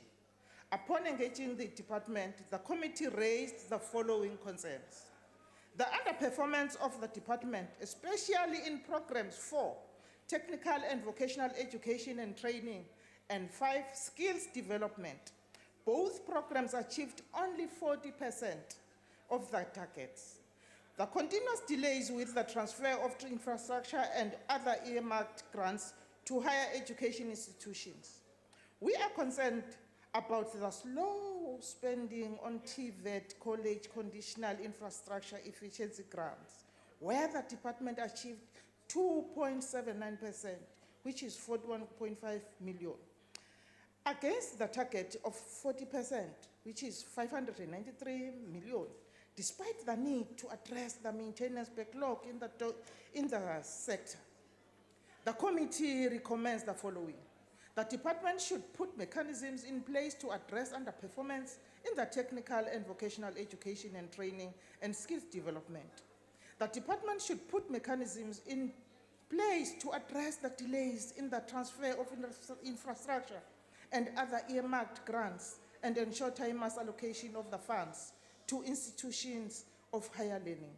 The department should capacitate TVET colleges to ensure that information required for processing of funding applications for maintenance grants is relevant. Furthermore, the department should ensure that all colleges comply with the conditions to receive infrastructure maintenance grants. The department should submit its responses to the committee recommendations on a quarterly basis. Thank you, Chairperson. Thank you. The DA.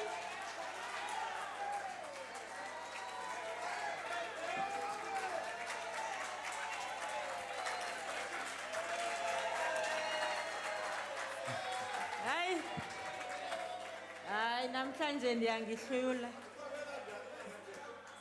Rakela phambili baba. Mhlali ngaphambili malunga bekekileyo fellow South Africans molweni.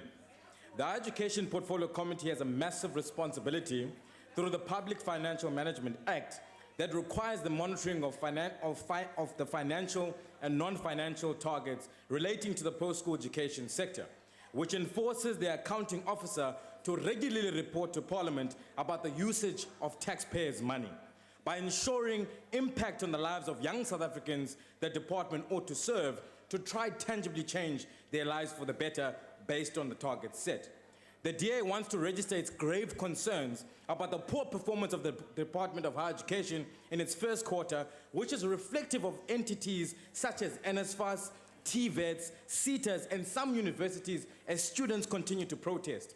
It is unacceptable that the department has, one, underspent by over $500 million, mainly on infrastructure for TVET colleges, yet buildings are falling apart, some are run down, unsafe, with no on-campus Wi-Fi and outdated workshops for students to be able to acquire skills. Furthermore, contributing to the factor is the slow audit reports from the universities regarding the infrastructure spending of 480 million. The department only achieved 6 of 12 targets, essentially half, which is reflective of the lack of implementation and questionable capacity, only 42% of the budget being spent. The low rate of producing artisans is very concerning, especially in the context of the required skills development targets, the high youth unemployment, and the fourth industrial revolution as loosely tossed around in this house. Of the 5,000 required, less than half has been produced. The certification backlog of the TVET graduates has increased to over 134,000 young people, if not more to date, meaning more young people have joined the unemployment statistics. What is more painful is that the day zero of the certification backlog has been postponed again, beyond the misleading statements made by the Deputy Minister in response to my oral question on the 20th of November in 2019, that day zero would be February 2020, yet we've got 134,000 graduates sitting at home, can't find work. No targets were set for programs 1 and 3 for this quarter. However, 72% of the budget has been spent on them. There is no strategic planning and development of the TVET curriculum review instituted in 2018 already to ensure that the courses offered develop skills to solve local problems relevant for industry, the job market, entrepreneurship, and innovation. We as the DA recommend the following to the Minister as the political principle of the department in line with our higher education policy. If you continue to listen and not act, we are going to have more challenges. 1, CETA, CSIR, the Department of Higher Education, and Umalusi should formulate a task team which will report quarterly about developing a seamless ICT process for the timeless production of certificates instead of talking about 4IR, but we can't even do our own ICT as government. Number 2, request National Treasury for the direct project management of infrastructure maintenance on TVET campuses to avoid underspending and political interference on money meant to be addressing dilapidated buildings, unsafe lecture venues, Wi-Fi, and enhanced practical workshop equipment to produce the skills that are relevant for industry, entrepreneurship, and innovation. As part of alleviating the pressure and ensuring that spending on infrastructure grants has significant impact on the lack of student accommodation and the shortage of lecture halls to meet demand, the department must work with Public Works and Human Settlements ahead of annual performance plans to identify unused government buildings for the purpose of student accommodation and more education spaces for TVETs and CETs.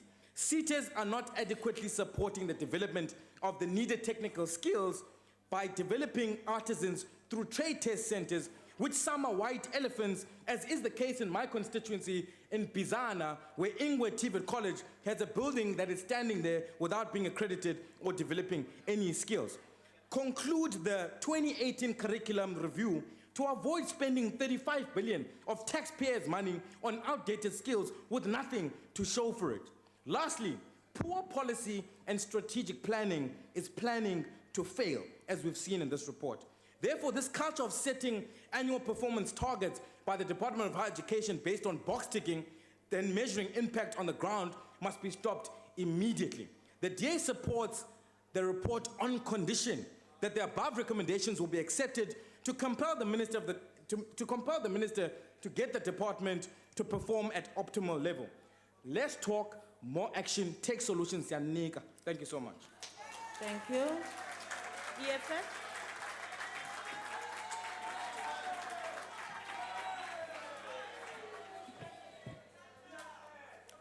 Thank you very much, Honorable Chairperson.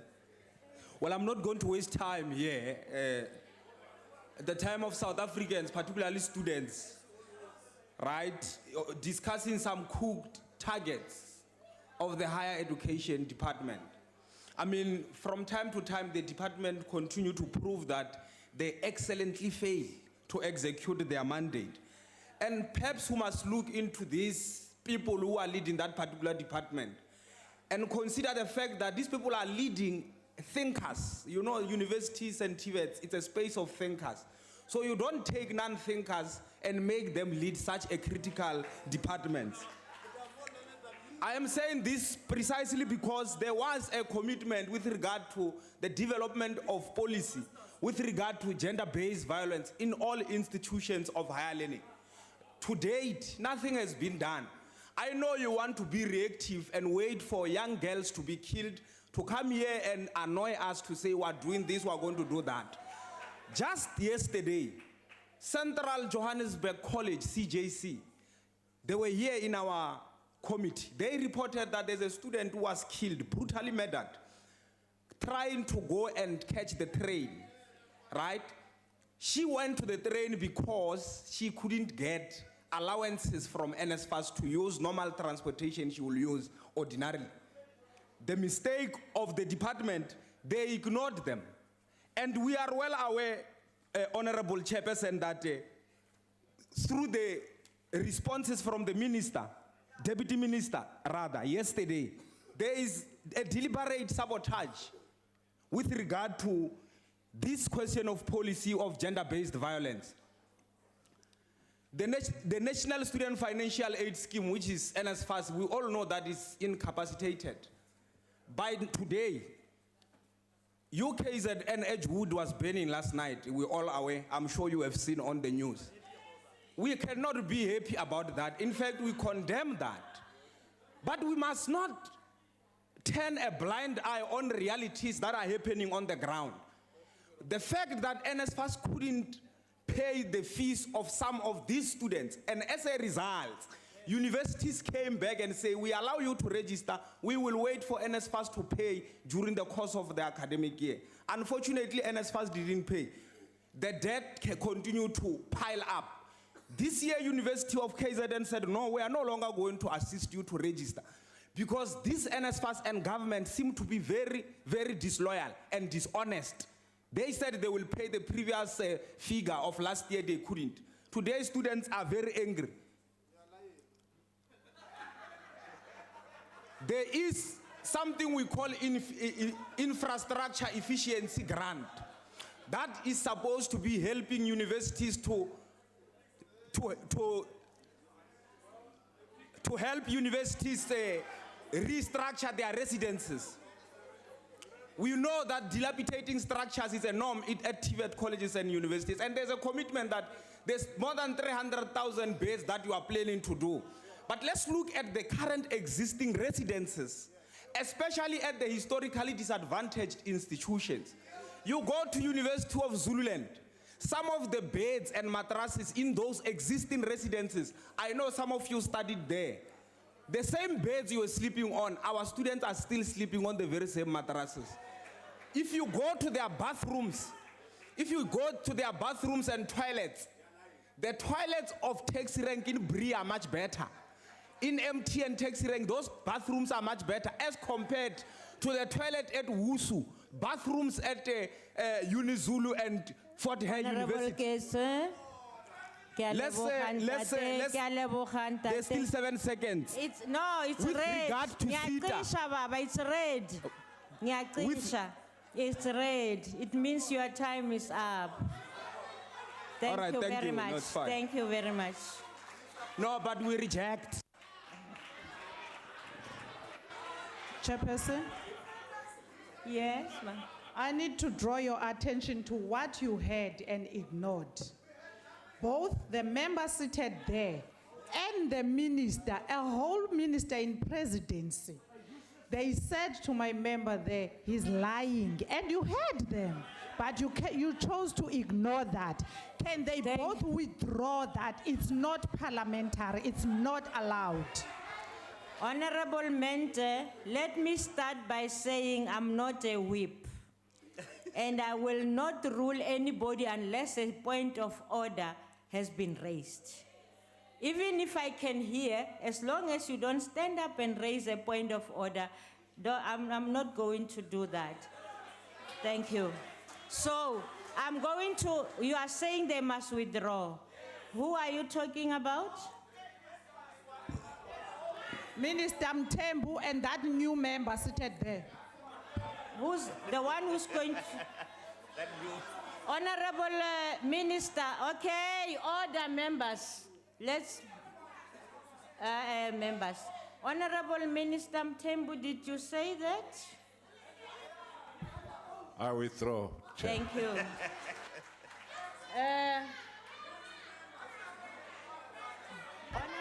Chair is the one behind the new Honorable member. Papa. Yeah, the new one. The guy that always wear a cap. Bulela Pila. Whoever. The guy with Chico style, that one with Chico The style. one behind, just Okay. behind. Please stand, please stand. Hope. Did you say that? I'm asking. No, Honorable Chair, I don't know what they are talking about. Honorable. It's the one behind that's him, enough. Chair. That's enough. The Okay. one behind him. The one from, yeah. Honorable The one Papa. behind him. Not the one next to the white guy. The white one. I am an honorable members. Let's not do that. I'm trying to assist us to come back to order. On a point of order, Honorable Chairperson, Papa. Chairperson, let me help. Honorable Papa. Chairperson, Hello, Papa. I was there. Yeah. Is this fellow with Chico style there who's about to enter this one? Don't say a fellow, Papa. Hello, and I'll sit on at you. That's John. Are you talking about Honorable Papa? Litsie. Okay. Honorable Litsie said he doesn't know what you are talking about. So, because I did not hear him, I cannot pursue that. Unless it was on Hansard, I would say I would rule on it. Honorable Litsie, will you please take the podium and represent? Oh. No, wow. Oh, sorry. Ndiyaxolisa, qhubeka baba uNcumalo. Thank you, House Chair. I don't know whether the pastor can give us an opportunity, please. The Department of Higher Education still have a lot of work to do that is both meaningful and sufficient to the youth and the economy of our country. We see that many of the issues in this department revolve around technical and vocational education and training in skills development which achievers. The department performance has been underwhelmingly in this regard, to say the least. Nearly 600 million rand allocated for maintenance in TVETs has not been achieved. This figure does not have any meaning. We are now at a stage where under expenditure in this sector has become so critical that almost immediately we see protest action as a poor and lacking of infrastructure. We need to ensure that when we develop plans for implementation, that the department carries out these plans efficiently and effectively, or else people will not receive the intended service delivery. We cannot, therefore, allow for students to face uncertainty due to lack of infrastructure, in particular in TVET colleges. TVETs unlock opportunities for young and old people who would otherwise be forced into a life of substance abuse to the economic circumstances. These people have not been chosen, they have not chosen this way of living, and therefore government must ensure that its targets be achieved. We need to also look at NSFAS program and its serious shortcoming in addressing the issue of learners. Finance management is at the core NSFAS incompetency areas. Yet we see that the expenditure management and unstructured it's a total mess. NSFAS has not followed their statutory requirements regarding the prevention of irregular expenditure as stated in Section 51 of the PFMA. This mismanagement of funds is completely out of control, that even when under administration, irregular expenditure has risen to 7.6 billion from 284 million rands. This amount is what we know, at least for now, but the truth of the matter is that the final figure is still unknown of irregular expenditure. At the end of the day, irregular expenditure deprives our youth of much needed resources. The IFP does support this report in principle. Ngiyathokoza sihlalo nina besilo. Thokoza. Honorable Basha. Honorable House Chair, just for the sake of the interpreter, I'm going to do this in English. The first quarter financial and service delivery performance report of the Department of Higher Education and Training is a micro version of the state of the nation. Set an appointment.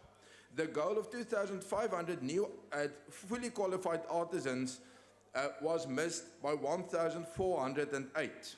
So a goal of 2,500 missed by 1,400. I don't think it's negligible.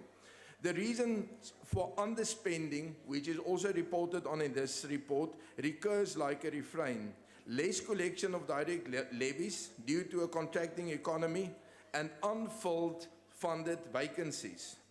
Now, may I draw the attention of the House to the striking correlation between legal impediments to the appointment of qualifying individuals to vacancies due to their demographical features and the non-achievement of these outputs. The FF Plus supports but laments this report. Thank you. NFP. Thank you, Honorable House Chair. Thank you. You want me to? Okay. I think one thing we must admit is that post-school education is very important, and the emphasis should be on quality rather than quantity. But Deputy Minister, I think what is important is this. You need to understand that you are not judged by what you do, you are judged by what you don't do. So what you don't do might be a small percentage, but it overrides all the good work that you do. Now, and you've heard this. So I think what should happen, Deputy Minister, that when you report after the next quarter, what we'd like you to tell us is the following. Number one, that you have dealt with this underspending. And let me tell you, underspending has two aspects to it.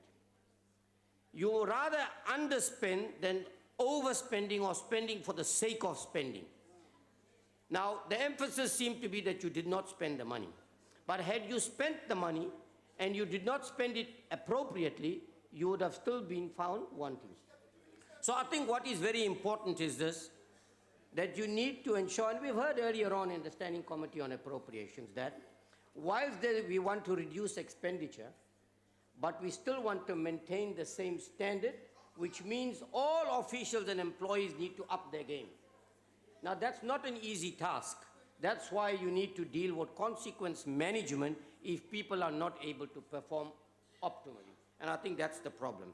You need to look at the issue of whether the skills shortage in this country and the curriculum that TVET colleges are providing speaks to each other. I think that's very important that you need to look at. You need to look at the issue, and many people have complained about safety and security. Of course, when you are the ruling party, it is understandable that they expect you to do it all. I mean, it's expected, unfortunately. So, and yet, some others who might be in control in different parts of the country cannot do as good as they say they can do. Now, they forget these things, but I think what is very, very important is this, that your infrastructure underspending is a matter that needs serious attention, okay? Don't let the EFF run because they give everything for nothing, okay? But let me just say to you this much. My concern is on the issue of the policy planning and strategy. That's where you really spend 17.6%, and I think that matter needs serious attention. There is no doubt there's been a vast improvement even on nestless. Let us be honest and let us admit that. The National Freedom Party supports the report that are tabled here, but calls on you, Deputy Minister, that in the next matter, all the concerns raised, you need to deal with it at the next quarter. Thank you. Thank you. Honorable Singh. Yeah, Honorable Chairperson, I rise in terms of Rule 91 explanation. I'd just like to know if the honorable members on the seat there to speak now has been promoted to Deputy Minister. We don't know Honorable about member, to start with, the rule that you quoted is irrelevant to what you asked. Continue, honorable member. Thank you very much, Honorable Chair. Honorable Shaik, thank you very much for the anointing, but I'm not the Deputy Minister. We reaffirm that education remains an apex priority for the ANC and the ANC-led government. Education is a central pillar for a fight against the triple challenges of poverty, inequality, and unemployment, as outlined in the NDP Plan Vision 2020 and the White Paper on Post-School Education and Training. We have to remind the nation that the ANC policy document, the Reconstruction and Development Program called RDP, prioritized building human capabilities through investment in education and training. The democratic government from inception sought to open the doors of learning and culture. That is why the ANC has committed to continue to give priority to education and skills development, enhancing the effort to strengthen higher education and vocational training, unlocking the energy and creativity of South Africa's young and working people by building their skills and capacities is critical to the eradication of poverty, unemployment, and equality. We note the concerns and recommendations that the committee has made in relation to the TVET and skills development. These two branches of the department are not performing at the optimal level. In this regard, we commend the strides that the department is making to reduce the certification backlog approved by the DG. 77,517 certificates were printed between April and June last year, Honorable noted. And they were corrected and printed subsequently. We applaud the department in its introduction of the criteria and guidelines of the implementation of the artisan recognition of prior learning, which opens access to more candidates previously excluded for trade testing. This measure is developmental as a gap closure is implemented for those who require some practicals of theory or theory to access trade tests. Evidence has also proven that those who've gone through ARPL have a higher pass rate. It is expected that the number of candidates entering the RPL and trade testing will progressively increase as privately owned trade test centers implement ARPL. With the concerns raised relating to the continuous delays with transfer of infrastructure and earmarked grants, the department is putting measures in place to support institutions with poor infrastructure delivery capacity. Those institutions which had funds withheld will have this transferred to them in the next financial year, as long as they have made substantial progress on the utilization of funds for approved programs. The Student Housing Infrastructure Program, a SHIP program, the Budget Facility for Infrastructure, BFI program, transfers in relation to the student housing are being processed and will be transferred to institutions by the end of this month.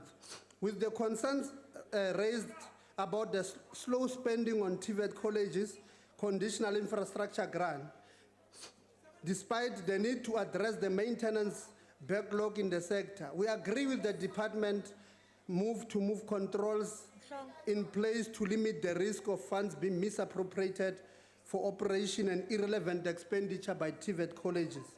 The expenditure in the fourth quarter of last year increased to 27% compared to the third quarter. This indicates that the supply chain management processes are slowly being unlocked and expenditure is starting to increase. The department will continue to enforce the requirements of the CIEG grants and NIAMS and will continue to support all TVET colleges. Accordingly, but it will take time to correctly spend the funds appropriately. We, however, need to warn those supply chain managers in these institutions and principals at TVET colleges that will continue to clamp down on corruption tendencies with this infrastructure grant. I think maybe let me respond because I have time to what the DA, Honorable Nodada, was saying. On the certification backlog, Honorable Nodada, in the first week of February, we went to Pretoria to do oversight. And on a day where we went to CETA to get a proper feedback on why we have certification backlog and when can we expect certification day zero, you unfortunately prioritized the party caucus because Zile called you and you left, we left the oversight together with the honorable member of Dreadlocks, Honorable Kietsu of the DA. Order. On a point of order, Chair. So you prioritized wrong things. Honorable Litsia, take Yes. your seat, please. Yes, Honorable Kietsi. So we want to throw a question quickly just to clarify some. Okay, Yes. Would you like to take the question, Honorable Litsia? No, I'm going to answer him with, I have... No, he's not Yes. ready for that. Can you take your seat? Thank Sure. you. He's ready. No, he's... Dreadlocks, No. sit down. He says So, he's yeah, not- down, Ketsi. Honorable Ketsi, he says he's not ready for your question. Okay, thank you. Point of Continue, order. Honorable... Point of order. Oh, Honorable Julius, yes? I just want to know whether it's parliamentary to address Parliament like a tsotsi with hands in your pockets and standing like this. This tsotsi belongs somewhere else. Take your chair, please. Continue, Honorable Litsie. Thank you very much. Honorable members from Tukomsres. And that is, he knows that this is how they work in Tukomsres with hands in their pocket. But Honorable Kietsi also left when we were doing oversight, when we were dealing with some of these issues. Of course, we will be the first ones to accept where there are challenges. There are challenges with NSFAS. It's us. It's not anybody else in the committee who raises such issues. Of course, they do raise them after we've raised them. But we raise these issues. We accept where there are shortfalls and where there are problems. So we have always said where there are challenges, they must be strengthened. NSFAS, of course, must be strengthened. That department must make sure that the TVET infrastructure grants is released to them on time. Of course, it's all good and well to come here, grandstand, speak as if you are the only one who speaks for the people. But when you are supposed to speak for them, you leave and you attend a party caucus that is called by Zile. We want to express our gratitude to the IFP who came here and supported VF Plus, NFP, the DA itself, which also supported. I think it's fair to say to the public that the only people who are not supporting programs of government, people who don't want progress, and we're not saying people must not criticize, but to come here and every time, when you come here, you are here to reject is a problem, is the EFF. The rest of everybody else have accepted. Thank you very and much. they've Your time supported. is up. Thank you very much. Thank you. Order, honorable members, order. Honorable members, let me start by saying you are reminded that there is a sitting at 10, joint sitting tomorrow at 10. Secondly, let me say we are done with the business of the day. And, oh. What about putting the report to us? Sorry, I didn't ask for objections. Are there any objections? House Chair. The EFF's objection is noted. You are noting, right? Yes, it's noted. Yes, Chairperson, the DA also objects. We also want to call for a division. also object, yes. We want to call for a division. Wait. Division. You are noted. Thank you. The objection is noted. I called for a Honorable division. members. Chairperson, hello. Here, hello. Chair, I would like to also please call for a division. Honorable member, this is a report. Yes, Let and me we are ask. dividing I'm not sure on the if report. we divide on a report. Of course you can, Chair. I'm not sure. Thank you. Can I get advice?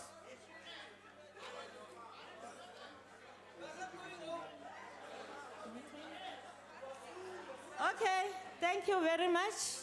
A division has been called.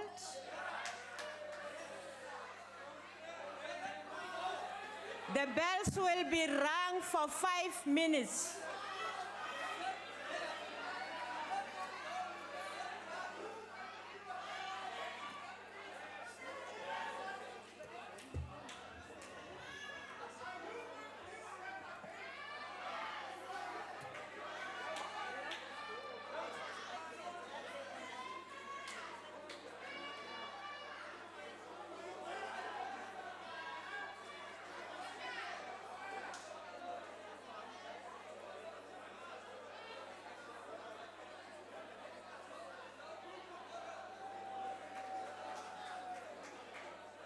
DA and EFF, are you going to do your marriage again? Are you renewing vows?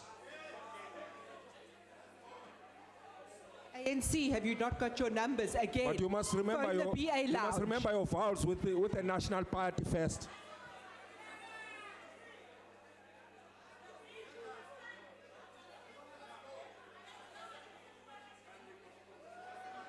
EFF, can you see the Burkis are leaving you again like before?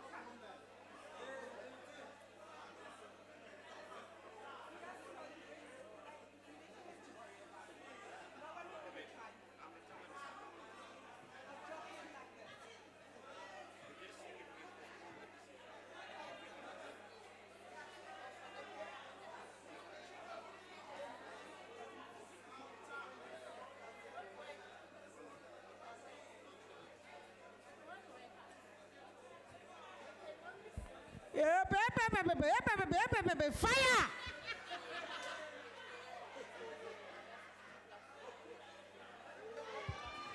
Usile Makaula nono sonti.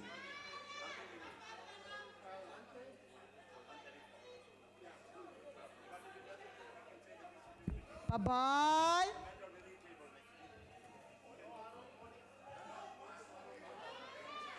It's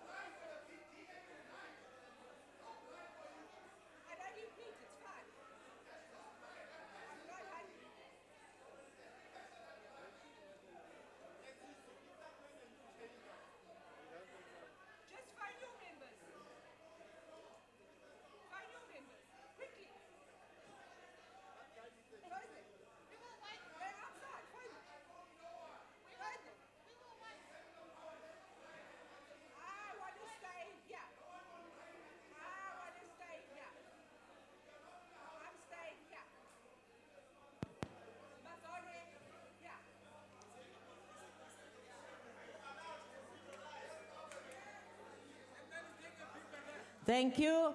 Order. Honorable members, can we be settled and continue with the work?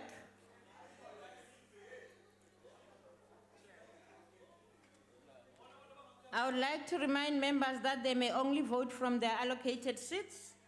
When requested to do so, members must indicate their vote by pressing the appropriate button. If a member inadvertently presses the wrong button, the member may thereafter press the correct button. The last button pressed will be recorded as the member's vote when the voting session is closed by the chairperson.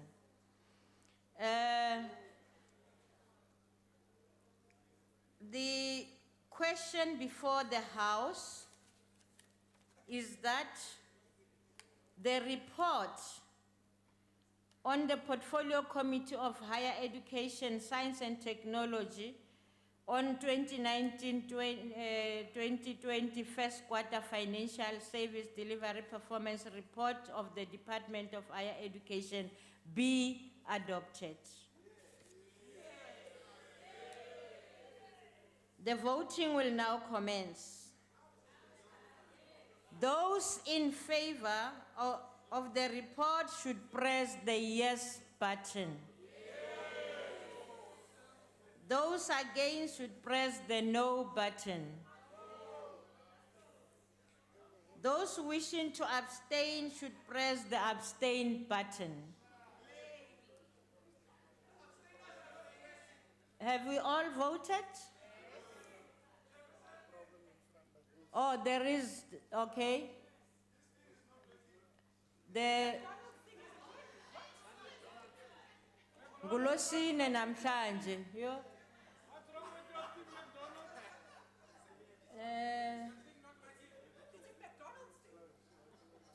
Have you checked how many won? Okay. Okay. The voting session is closed. You are, okay.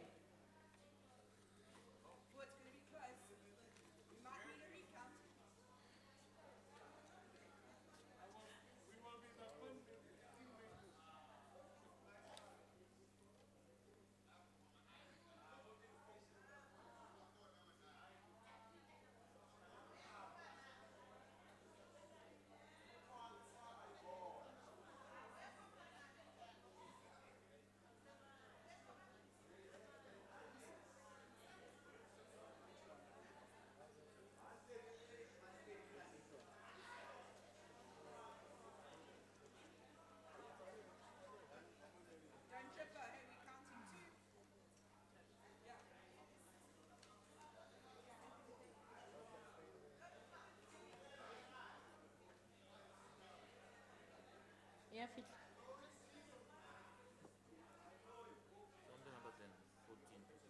So it's not, so what do we say? Thank you very much. Due to the quorum in our voting, the decision is postponed. House Chair. Point What of are you order. doing now, honorable members? We have not adjourned yet. Aye, House Chair. Point of order. Okay. Sinibonisela weko masela. Watoma ke. Watom.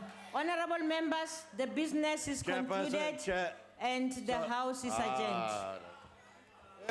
Wena baba, who tell you are a member of the DA, so quickly. Nizawuye